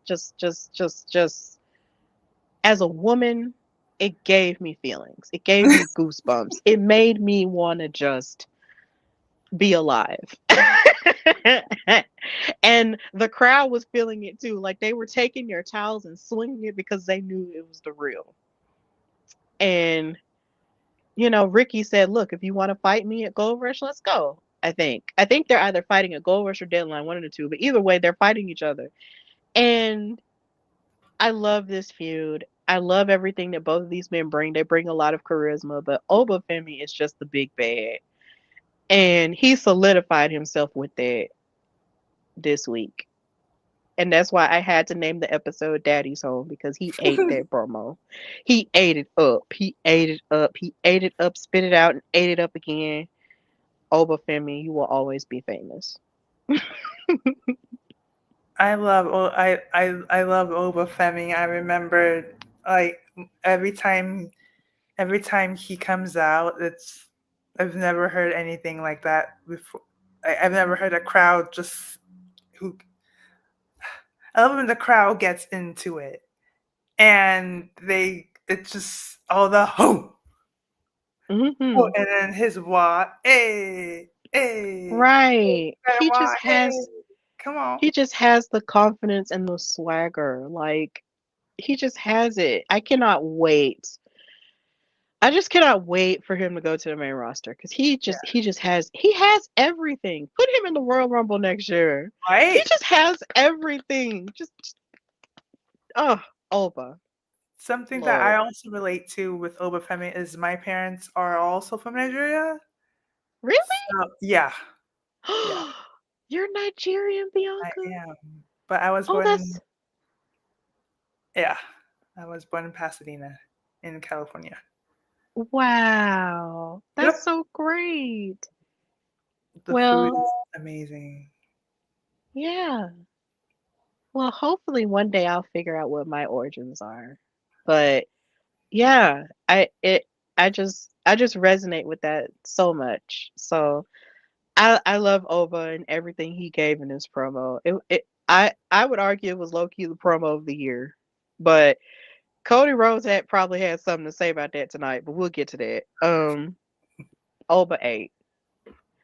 Always. And then Trick Williams decided he wanted to come out here and try to fight for the title again, because I don't know, man. He's just dealing with some identity crisis. But then he got attacked by Miles Bourne, who was getting his lick back for getting attacked by Trick, and he told him, "Look, payback is a bitch." And now him and Trick are getting ready to fight, and I'm happy about that. So yeah, give Trick something else to do, because he can't always be in the title picture, babe. It's time for him to get called up. Yeah. With his girlfriend. Like, it's time for him to get called up, because, yeah. Trick is graduated. He's another person who's ready. He's ready. Send him. I agree. Send him. He's ready. I'm surprised they haven't already. Right. He's ready. Send him. But yeah. Come on, boss. But another great part, and speaking of soaking up whatever time we have with John Cena left, it was announced by Ava that John Cena will exclusively be selecting the Iron Survivor competitors for the men's and the women's matches for NXT Deadline coming up. And this was really cool, because over the past few weeks, they did show him actually going to the Performance Center and giving good advice and training, with the NXT roster down there, and also the Evolve roster too, and they shared their pictures on social media if you've seen those. So I think it's really great that he's getting to do that, and he's feeding more into the future of wrestling, which is what he wanted to do with the tournament. And now he's feeding more so into the NXT side of things with that in his last couple of weeks. I think that's really great. I wish that he would have gone down to NXT sooner. Yeah. like way sooner than this. But I understand he had a lot going on more than likely. But still, like if he had gone to NXT during its first black and gold era, oh my gosh. That would have fed families. But it's okay. He is doing what he can now as the future is beginning to take shape now that he is stepping down. So I appreciate that. I appreciate him investing in the future of wrestling. I love it. Me too. I love it so much. Big And ups to John for this. I can't wait to see who he chooses. So, in moving into the AEW Dynamite and Collision episode that took place Wednesday, I wanted just to big up the women's tag team tournament and talk about Timeless Tony Storm and Mina Shirakawa. Their entrance gagged me because they came out dancing with their overcoats on and their hats and everything, looking like they were like really cool spy girls. It was so cute. Like it was giving noir movie. Like it was just really cute. I loved them dancing together. Their partnership is really amazing. And also shout out to all these people for fighting right after they had that blood and guts match because what the heck? That blood and guts match for both the men and the women were very brutal. So the idea that they, healed up their scars and came out here and performed on this show was just absolutely nuts. So I admire them for that. And these two women definitely got the brunt of the craziness in the women's blood and guts match. So to see them participate in the tournament was really great. And they wound up beating Alex Windsor and Riho. So they're moving forward. So that's pretty cool. But I just wanted to hold space for their entrance because it was fantastic. The physicality that AEW wrestlers go through is something that I don't think I've ever seen. It's insane. Oh my Very. god. Like, and they Hmm. go, I don't know if the blood is real. I don't know if it's fake, but oh my god. I feel like it's real. It's It's very just, real. I feel yeah, like it's very real. it's Yeah. insane. Wow. Like, wow. I understand. I mean, I do understand my supersize transition to AEW, but oh my god. Yeah. It's nuts. But they did it, and it's great, to a degree, but then I just, my biggest concern is just their safety and just wondering if they'll be okay and just not getting any, just their health as a whole, just wanting them to be okay because losing blood is a very dangerous thing. So, but the fact that they did this and then, went and wrestled the very next week, it's just, yeah, we should really appreciate wrestlers as a whole. They have a Um, Novocaine in their system. no matter what promotion that they're in, just support them as a whole because they really put their bodies on the line, hon. And these two women definitely did that. And here again, I'm just sharing my sadness over Ty J not going forward with the tournament, losing their match against Megan the Stallion #2 Bane and Marina Shafir. I call Megan Bane Megan the Stallion because she seems like she's also very tall and fine. So she's not called the Stallion. She's actually called the Megasis. And I know that, but that's just my joking name for Megan Bane. It's all love because, they're just two women named Megan who are just very beautiful and big and tall. So yeah, that's my nickname for them. For her. And now her and Marina Shafir are going forward in the tournament. And it was also announced that, these four women will be participating in a four corners match at Full Gear this Saturday. And whoever wins the tag team four corners match gets to choose a stipulation of their semifinal match. So we have that to look forward to. So yeah. Um, I don't know who I feel like the only team now that I think I'm rooting for to win now that Ty J is no longer in it are the Babes of Power. I want Willow Nightingale and Harley Cameron to win I because I love, just want to see them have some gold around their waist. I Yeah, love them together. me too. I love them together. They're so silly. Yeah, and They are so silly. I love their group. I love their the conglomeration faction. It's Yeah. just ridiculous. I love it. Yeah, it's a right amount of ridiculousness, like for all of those people. It's hilarious. I love it. So at this point, I feel like I'm just rooting for the Babes of Power to win the the tag team titles because all of my favorite people are out. So I'm just like, okay, well, Willow, Willow is one of my favorites. I've loved her since I met her at Black Girl Magic, before she got signed to Oh, AEW. So I want to see her just win all the things. So yeah, I love that for you. I love that. thank you, thank you. Happy out here. So, um, the best part of the entire thing, I have to bow down. We're going to bow down. We're bowing to Mercedes because she is 13 belts Monet. She What? fought a stellar match against Red Velvet to become the undisputed Ring of Honor Women's World Television Champion.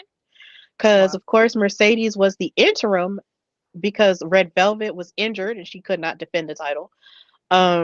So in AEW and in Ring of Honor, they have interim champions. And of course, when the main champion comes back after being injured, they fight to see who's going to become the undisputed one. And when I tell you, Red Velvet has been so talented for so long, I feel like she deserves to be on AEW television a lot more than she is. And she proved that with this match against Mercedes. She came in with all of the fire and all of the spark that one needs to go up against a general like Mercedes. And it was great. Their match was fantastic. I do recommend you go back and watch it. But Mercedes decided that she wanted to continue to innovate wrestling by hitting a lung blower from the top rope onto Red Velvet. And that's how she won the match. Basically, it's like when she lifts up her opponent and hits her double knees into their stomach and knocks them out. And she did this from the top rope for the first time ever. And I'm just like, Mercedes, she doesn't know she this there's a reason why she's the number one in the world. There's a reason why I say she's the greatest women's wrestler of all time because she continues to innovate when she doesn't have to. And the fact that she has the moneymaker as her finisher, but then use this as a finisher too, she doesn't rest on her laurels. She's an icon. She is the moment. She's the CEO. She is 13 belts Monet. And here we are. And of course, now she does have her match against Chris Statlander for the AEW Women's World Championship. But whew, the match she had against Red was fantastic. And Red Velvet came to play and she did a good job. But the CEO, this is her world. We're living in it. And that's okay. I thought that was Athena Palmer for one moment. Nope, that's not Athena. It's Red Velvet. Yeah. But yeah, I appreciate it's yeah, she definitely Mercedes Moné has definitely proven herself. I appreciate her growth Mm-hmm. and her evolution from where she was and who we knew her to be, and the woman who we knew is evolving and proving that she's one of the greats, and I love that. She I is love the that. great. It may not make sense to a lot of people, but it doesn't have It to make. only, yeah, I feel like it only doesn't make sense to people who are used to mediocrity. Hmm. And I feel like that's probably like the meanest thing I've ever said. It's probably one of the meanest things I've ever said on this show, but honestly, that's just what it is for me. But I mean, and then it's not even just the fact that she's winning these championships and people don't understand. She's putting a spotlight on women and in various promotions who might not have been seen otherwise. And me and Lyric talked about that on the PWI show. But, because a lot of the women who she has faced this year were ranked on the PWI list for the very first time. But her wrestling around the world and winning these titles is only just to big up her ego. Yeah. It makes no sense. Either way, This was fantastic. This is Mercedes world, and we're just living in it. And I have no issue with that. Now, when it comes to the men of AEW, Dynamite, and Collision, Bobby Lashley had me weak when he decided to throw Ricochet out of the ring while he was still talking on the microphone. Like, it was so funny because Bobby and Ricochet had to fight for the number one spot in the gauntlet match, which I think is taking place at Full Gear this tomorrow, to become the first ever AEW national champion. This is a new title, but Ricochet was talking all this trash, and Bobby Lashley got so tired of it. He picked up Ricochet, and Ricochet was like, "Bobby, put me down, Bobby, Bobby," and then he threw him over. And I was laughing so hard. I could not stop laughing at this part. And then on top of that, Bobby wound up beating him with a spear. And by the time the spear happened and the referee was counting 1 and 2, MVP was walking up the steps as if he just knew that Ricochet was not going to kick out of that. And he didn't. He didn't. Ricochet did not kick out, and Bobby Lashley won. So there's that. We hurt people. We hurt people. We hurt people. What? We hurt people. He hurt Ricochet, man. I think I did. I went. I'm not sure if I misheard, but I think Ricochet made as a shout out to his wife. Yeah, he did shout out to his wife because they were in Boston Wednesday, and his wife Samantha is from Boston. So Oh, yeah, he made a shout out to her. He said that the only great thing about this place is my lovely wife, and she came from here. So they love each other real bad, and I love that for them. me too. At that warm. Samantha. It was Raw in Boston last week? Was it last week? Or some weeks ago? Yeah, it was because they had John Cena's last Raw in Boston. Yeah. And now AEW's in Boston. Yeah. And then I don't think it's like that. I think that just happened to happen. It's just one of those things I think that just happened to happen. I don't think it has any correlation. okay. Yeah. It's But you know. Yeah. Yeah, it was I see what you're saying, but I don't think that has any correlation. Yeah. But this was funny. MVP is a savage, but I love him. He's a legend. I respect him. But him and the Hurt Syndicate really like they're crazy. But honestly, I feel like Bobby Lashley should have had more opportunities at the AEW World Championship. Honestly, because he's been a world champion before, so why hasn't he had his chance? Is what I'm thinking. But I feel like that's a conversation that's for another day because it's already late. So yeah, he won, and now he's in the gauntlet match. So that was cool. He's still out here doing almighty things. So,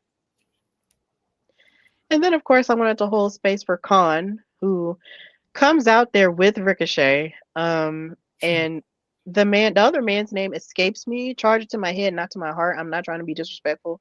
I'm just getting back into AEW on a more consistent basis, so I'm still learning more people.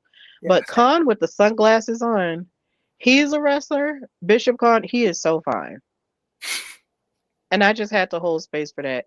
He is also the Pan-African World Diaspora Champion in the Independents. He won that championship at Ashe Wrestling in North Carolina. And he's just a very gorgeous man. He's of Cameroonian descent. Cameroon! He is so fine. And I just had to just hold space for that. That is a fine man. And I mean that with all the respect in the world. He is a gorgeous, gorgeous man. And I just want to give him his things because I feel like he should be a bigger deal in AEW as well. But, you know, Bianca, please. Her face. Yeah. Yeah. Yeah. Okay.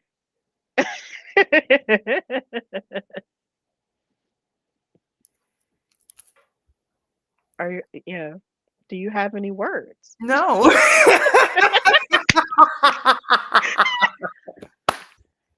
I knew this was gonna happen.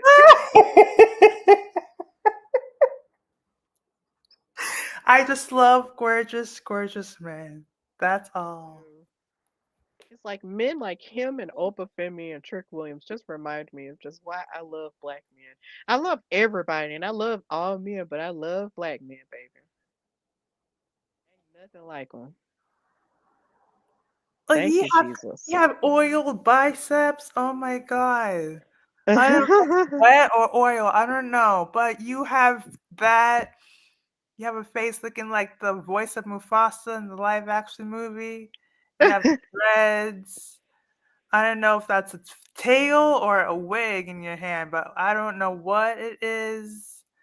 And that, oh I my think I'm not entirely sure what the name for that is, but I think it is something that's it feels very African, but I'm not entirely sure what the name of it is. whatever But it is, either way, he's a man of culture. he he is holding it, hon. He is a man of culture, and I respect that. Yes, he Oh is my holding it. He's holding that title. and he's tatted. Oh my god. Ugh. Yeah. But yeah, shout out to Khan. Hopefully Congratulations to he'll you. have bigger and more things in the future. Um in AEW. So yeah. He's a gorgeous guy. And Yeah. I just want to hold space for that. So now we're gonna move forward. Um Also, a really amazing match that happened on Dynamite slash Collision was the trios tag team match between Skyflight, that's Darius and Dante Martin.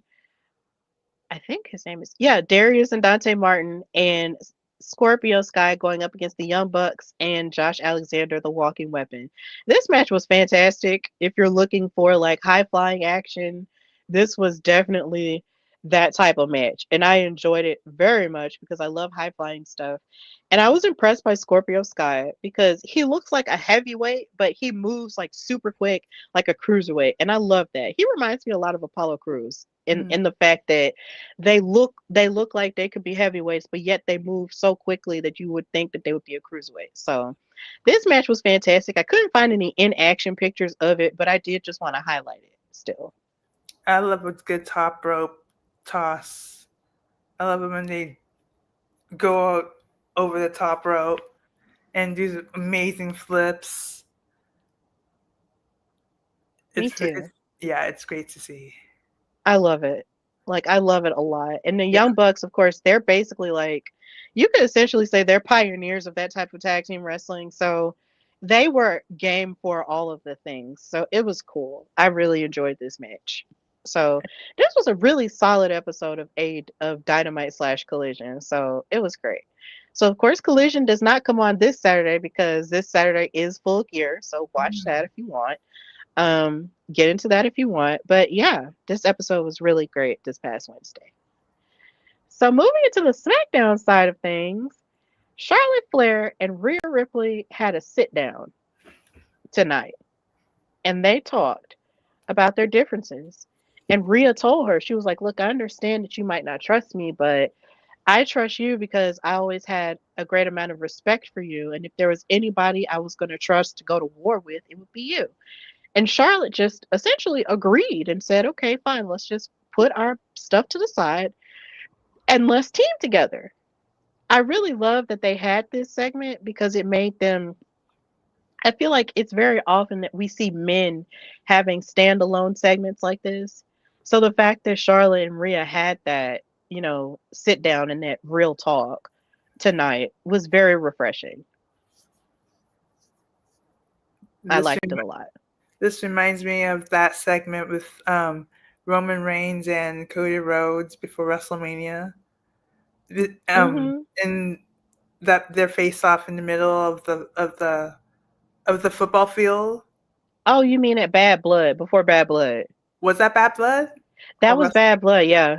That was What? Bad Blood because Okay. Cody was the champion the first time still, and they had to team together against Solo, um, and I can't remember who was Solo's tag team partner, but basically Cody and Roman decided that they were going to tag team um against Solo and his other family member who he was tagging with.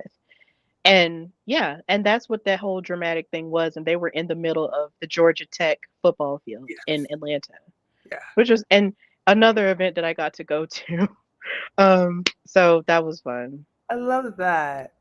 And That but was really fun. I'm glad that you talked. I'm glad that you mentioned that this woman segment, because like like like like you said, we don't see many women segments like this.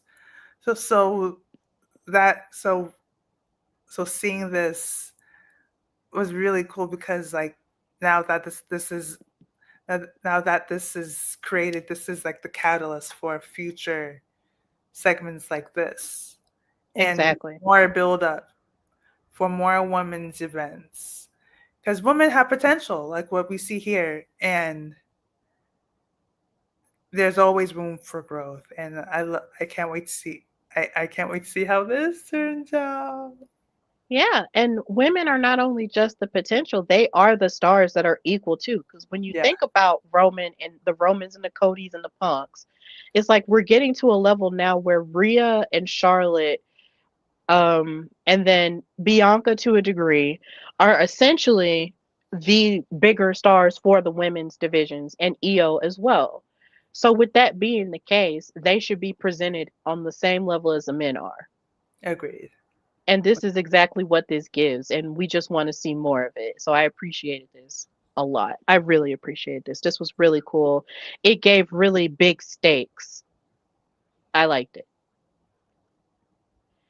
And then, of course, as we move, Chelsea Green, the women's United States champion and the AAA mixed tag team champion, was set to have a celebration for being the new women's United States champion, but she kept getting chased around by Julia, who was trying to get a rematch. And then she was saying that she canceled her celebration, saying that the vibes weren't vibing and the moon wasn't mooning. And it was so funny. She was like, the vibes aren't vibing and the moons aren't mooning. And I was just like, oh my God, Chelsea. And then she talked about how she was basically like the greatest champion in WWE. And then up pops Jade. She was like, you're the greatest what? And Chelsea was like, I didn't mean that. And she basically runs away again. So Chelsea is so hilarious, I bro. love Chelsea. Me too. She's I so love her down. unserious, but she's so unserious but serious. I You love know? her down. Yeah. And Jade here again is just presenting herself as the big bad, and I love it. You can The big tell bad Chelsea, Scar, who's really just trying to tell every woman, like, look, I'm that, you know. and Hmm. he is. And is. Yo, you can tell Chelsea wants to laugh so bad. Yeah. I feel like I don't know if she really wants to laugh. I don't know if she wants to laugh or if she just wants to like cry because that's Jade, man. That is big bad Jade, hun. And the fact, I love that Chelsea can take a hit and she sells it. And it's so hilarious. Right. She's a treasure. Yeah.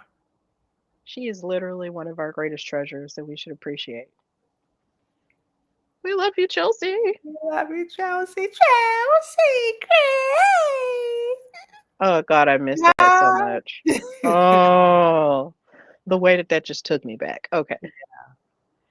And then, of course, in terms of it's full circle, in terms of talking about Survivor Series for the women, team, I think I'm just going to call them Team Allies of Convenience, decided to announce who their fifth woman is going to be. And it's AJ. Hey, we loved it, but they didn't get to celebrate that long because, of course, Team Nia Jax came out and started attacking them. But then, just when AJ was trying to come up and help her team fight off Team Nia, out pops Becky. Bitter Becky. She's out Red. here and she has now aligned herself with Team Naya. And now we have our fifth woman for each team. The build up to this. The build up. hmm It's like, you know, eventually that AJ and Becky are going to have to fight one on one. Oh yeah. But at the same time, the build up to it is fantastic. I didn't know how the build up would be like, or if I knew there would be a build up, but I just didn't. It was just too. I don't know. Well, the build up took time, It did. And and I was I think sometimes, as much as we might want to rush things, sometimes the slow cook is literally the best Mhm. option, especially for the women too, because we've seen the slow cook work for the men. Now let's do it for the girls, and I Yeah, like it. me too. And it's like, you know, you feel like Becky and AJ's rivalry is definitely like WrestleMania caliber. So I think we're in good territory here. I like it. Me I'm too. definitely looking forward to the War Games match for the women. Um, I'm looking forward to both of them, but definitely for the women. Because, like I said earlier, like AJ getting to participate in a match that did not exist for her. And then, of course, you have Becky who just wants to get her lick back on AJ for, you know, embarrassing her twice. First at WrestlePalooza and then at Raw and making her lose her IC title. Like, there's just a lot. Becky, there's a lot of layers here. Yeah, And it's going to be explored in a very extreme way. So I'm pumped. I'm definitely pumped. me too. Oof. Now, I decided to put this picture up here because when it comes to SmackDown and the men, Ilya Dragunov, of course, is the United States champion. But in this picture, of course, you see this name, Jordan Devlin. So just to paint the picture for you, Bianca, because you're looking kind of like what, Because I see um, Big Head. What's his name? is Um, JD McDonough. JD. So this was the both of them in NXT UK. Of course, JD. Yeah, this was them in NXT UK, and they had a really huge rivalry dating back to the Indies, like they said on commentary tonight, and also within NXT and NXT UK. And that's what their match was giving. And I couldn't find any in action pictures of them tonight, but I wanted to share at least this one because I was a fan of the NXT UK brand. And this match was definitely giving the intensity of that. So it was really good. I enjoyed it. There was a couple of moments where I thought for sure JD McDonough was going to win, but he didn't. And Ilya Dragunov was having too much fun with the pain he was inflicting on JD, and he retained. So, yeah, good stuff. Well, I forgot about the NXT North American champ. Is that still a thing? No, I mean, no, the NXT North American Championship, I think that is still a thing because The UK. I'm sorry. the UK, no, it's Yeah. not. NXT UK is Oh, not a thing anymore. oh wow. Yeah, I think they got rid of it 2 years ago. And it made me so sad because you have people like him and Gunther and JD McDonough, and to a degree, even Finn Balor and Tyler Bate and Pete Dunne, who became of prominence because of that brand, and Yeah. even Lyra Valkyria too. Well, Like, it was nuts when they got rid of it. I was sad, but you know, and then I really feel like, you know, they were bringing a lot of people there into regular NXT. So I think that kind of, you know, was like the writing on the wall there. So either way, it was a really solid brand. I liked it a lot. So yeah. I like the And I belt. actually, yeah, oh, I love the belt. My boyfriend has that belt. And then I also have the women's UK one too.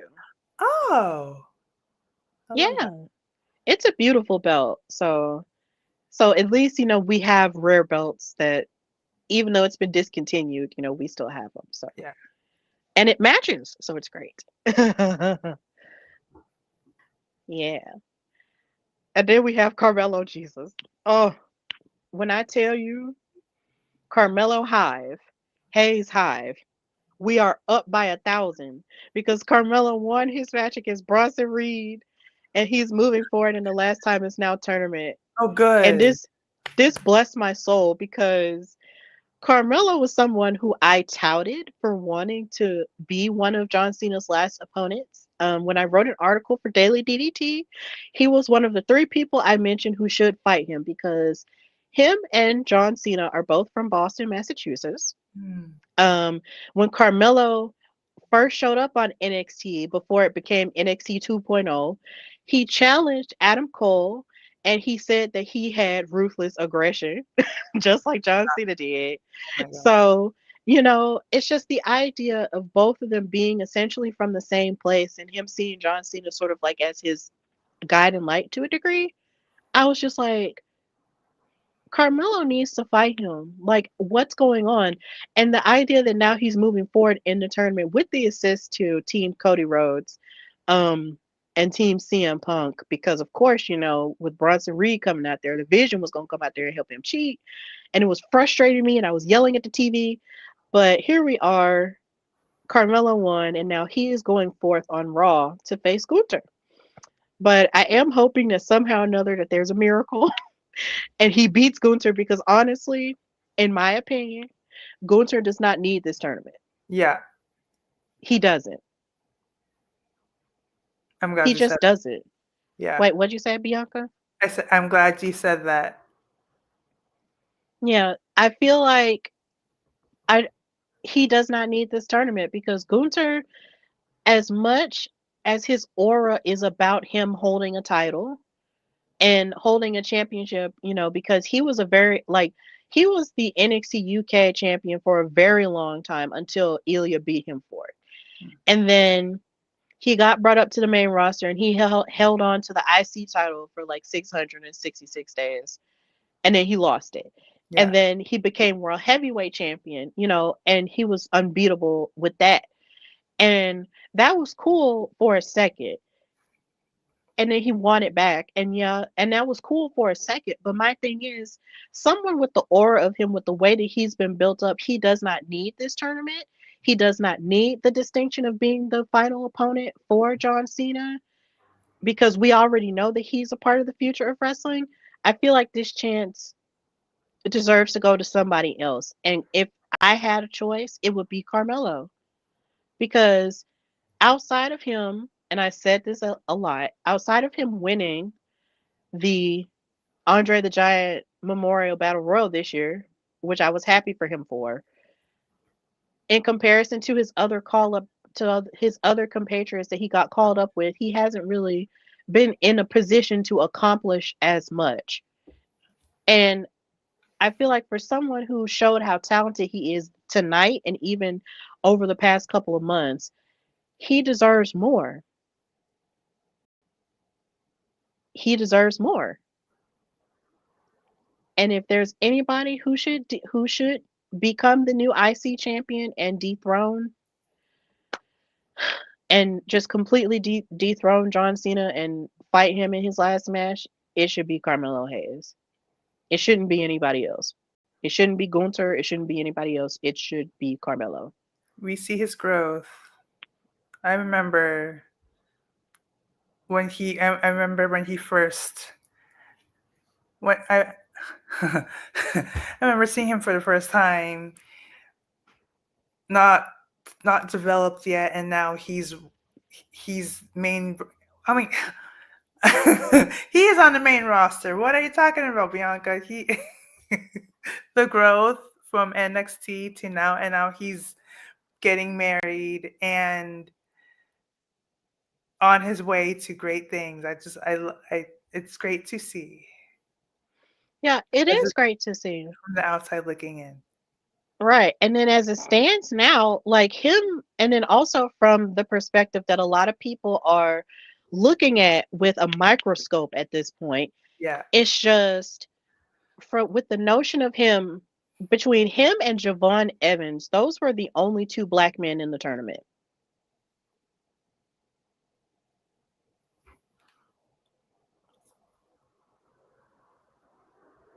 Oh, that's something. Yeah, I feel like with the circumstances of things, Carmelo Hayes and Javon Evans were the only 2 black men in the whole last time is now tournament. And I just, there needs to be a come to Jesus moment that people on the main roster who's booking the main roster needs to come to grips with. And the fact is that the future of wrestling is very much black. Because of course we have Jade as a champion. We've seen Bianca Belair be an awesome champion. But Mhm. it has not been since Bobby Lashley that we've seen a top black man and in WWE at this point. And and there needs to be a come to Jesus moment about that. And Carmelo Hayes does not deserve to be held back. I'm hoping it has nothing to do with black men not being seen as stars or whatever, but we've seen the complete opposite. But at the same time, how do you know how they're gonna do if you don't give them the chance to try? Right. Oh, right. Talk It's like about. you need to give them the chance to try, and Carmelo Hayes has proven that he can fly. And I do see a comment that popped up that said that he needs a gimmick. But my thing is, yeah, he can wrestle, and yeah, his gimmick is that he is him, and he does make basketball references from time to time about him being him. And there just needs to be more of a presentation thing with him that makes him like fully stand out. But my thing is the talent is there. You just need to give him the opportunity. It's like you'll give Braun Breaker opportunities to cosplay with the World Heavyweight Championship, after Seth Rollins had to give it up and after he got betrayed by the Vision and all that. And then you'll big people like him up as the future, but you don't do that as much for Carmelo. Like, I feel like the first time I've heard them say Carmelo is the future was tonight on commentary.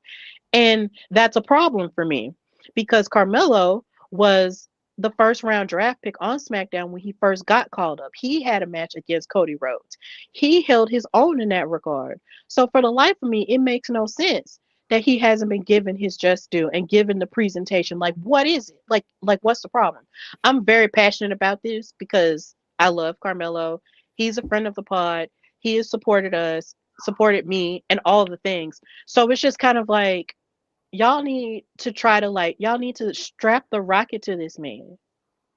You have a layup here. Focus, lock in. Yeah.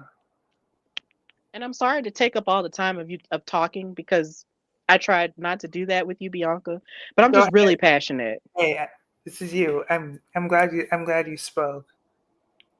You. I'm just really passionate about it. Like, give him the chance. Like, just do it. It's not hard.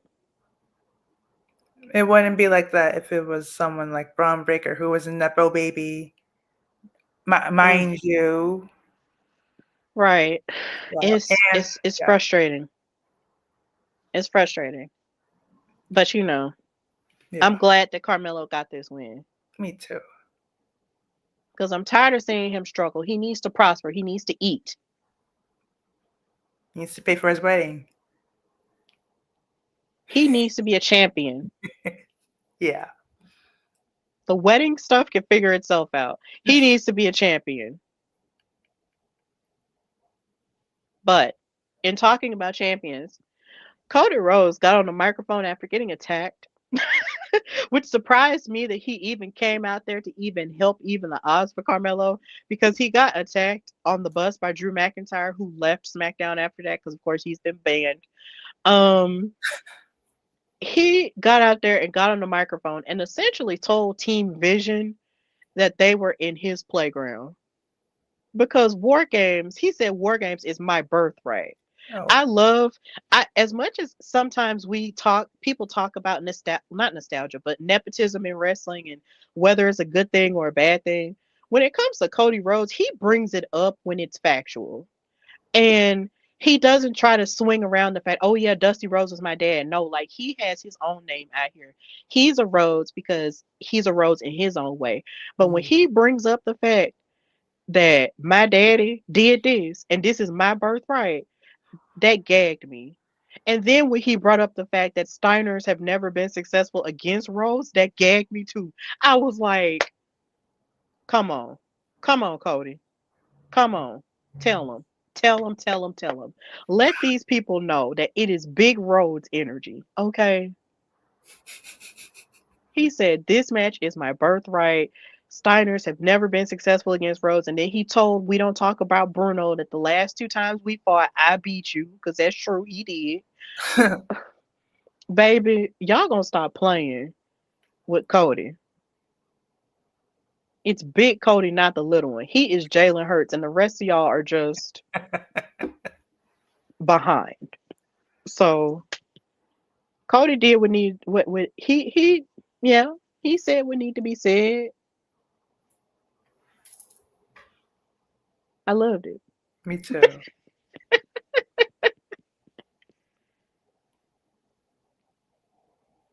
I Hmm. see, and talking about when we talk about Cody Rhodes, and I I I didn't watch Dusty Rhodes growing up, but I got to know him as he was an next helping develop the future stars, and Yeah. getting to know him. My God, Dusty Rhodes is funny. He's Yeah. hilarious. Oh my God, the things he says and just his mannerisms and his attitude. I like. And then he had a brilliant mind for the business as well, because I mean, literally, he invented the War Games concept. So, like, he invented Starcade. A lot of the things that people enjoyed from back in the day in wrestling was because of Dusty. And he had an eye and a mind for talent, like you said with the NXT stuff. So Dusty is literally Big Papa out here, or was Big Papa out here. I gotta say, rest in peace to him. But yeah. Oh, makes sense. Wow. Wow. Thank you, Dusty. Thank Bro. you, Dusty, hun, and thank you for Cody too. Thank you and Mama Rhodes for Cody. Yes. Mama Rose, we love you. Mama Rhodes. Oh my God, The Rock, help. I know. Um, Also another thing I wanted to mention: DIY and their "Don't Call My Best Friend a Jackass" T-shirts had me weak, because Ilya Dragunov has been calling Tommaso Ciampa a jackass for like weeks. And then the fact that they put them on T-shirts just destroyed me tonight. I was like, that is so funny, hilarious stuff. First, we're not friends, and now this. I love that. But the thing I didn't love was the fact that Candice LeRae snatched off Axiom's mask. The disrespect. I think I missed that. Oh my God. Yeah, Fraxium had a tag team match against DIY, and Candice snatched off Axiom mask while he was on the top rope watching Nathan Frazier like do like a backflip or something onto Johnny, I think. And I was like, it was so disrespectful. So you saw his face? No, not really. You didn't see his face because he covered it up like super fast. So no, you Yeah. didn't. And Okay. then Nathan, after the match was over, Nathan got a towel and covered his face. My God, I hate when people do that. Me too. It's so disrespectful. Yeah. You do not disrespect the mask. Right. But Mr. has been through a lot. yeah, but you just don't do that. But they're just being nefarious and mean. So DIY help. And here again, this is another week on SmackDown where I'm trying to figure out, where are the Street Profits? True. Yes. Where are they? I'm tired. Like, speaking of, with this picture here, where's Montez? Where's Angela? We haven't seen them since Crown Jewel. Where they at? Where's the New Day? The New Day is on Raw, but True. yeah. Where are the Street Profits, bro? Bring them back. But now we've reached the end of our time together.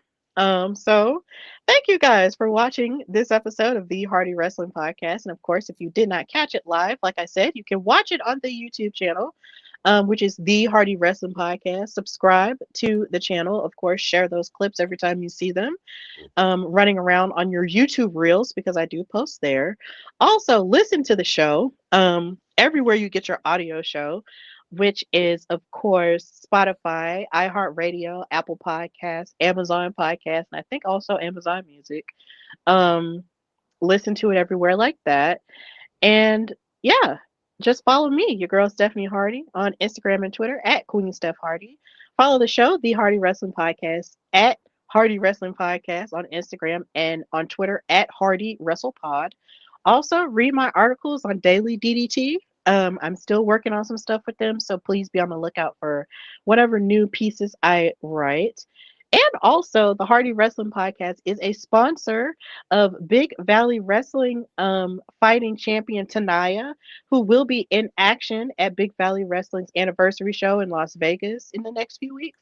So hopefully we'll be able to interview her in a couple of weeks leading up to her match.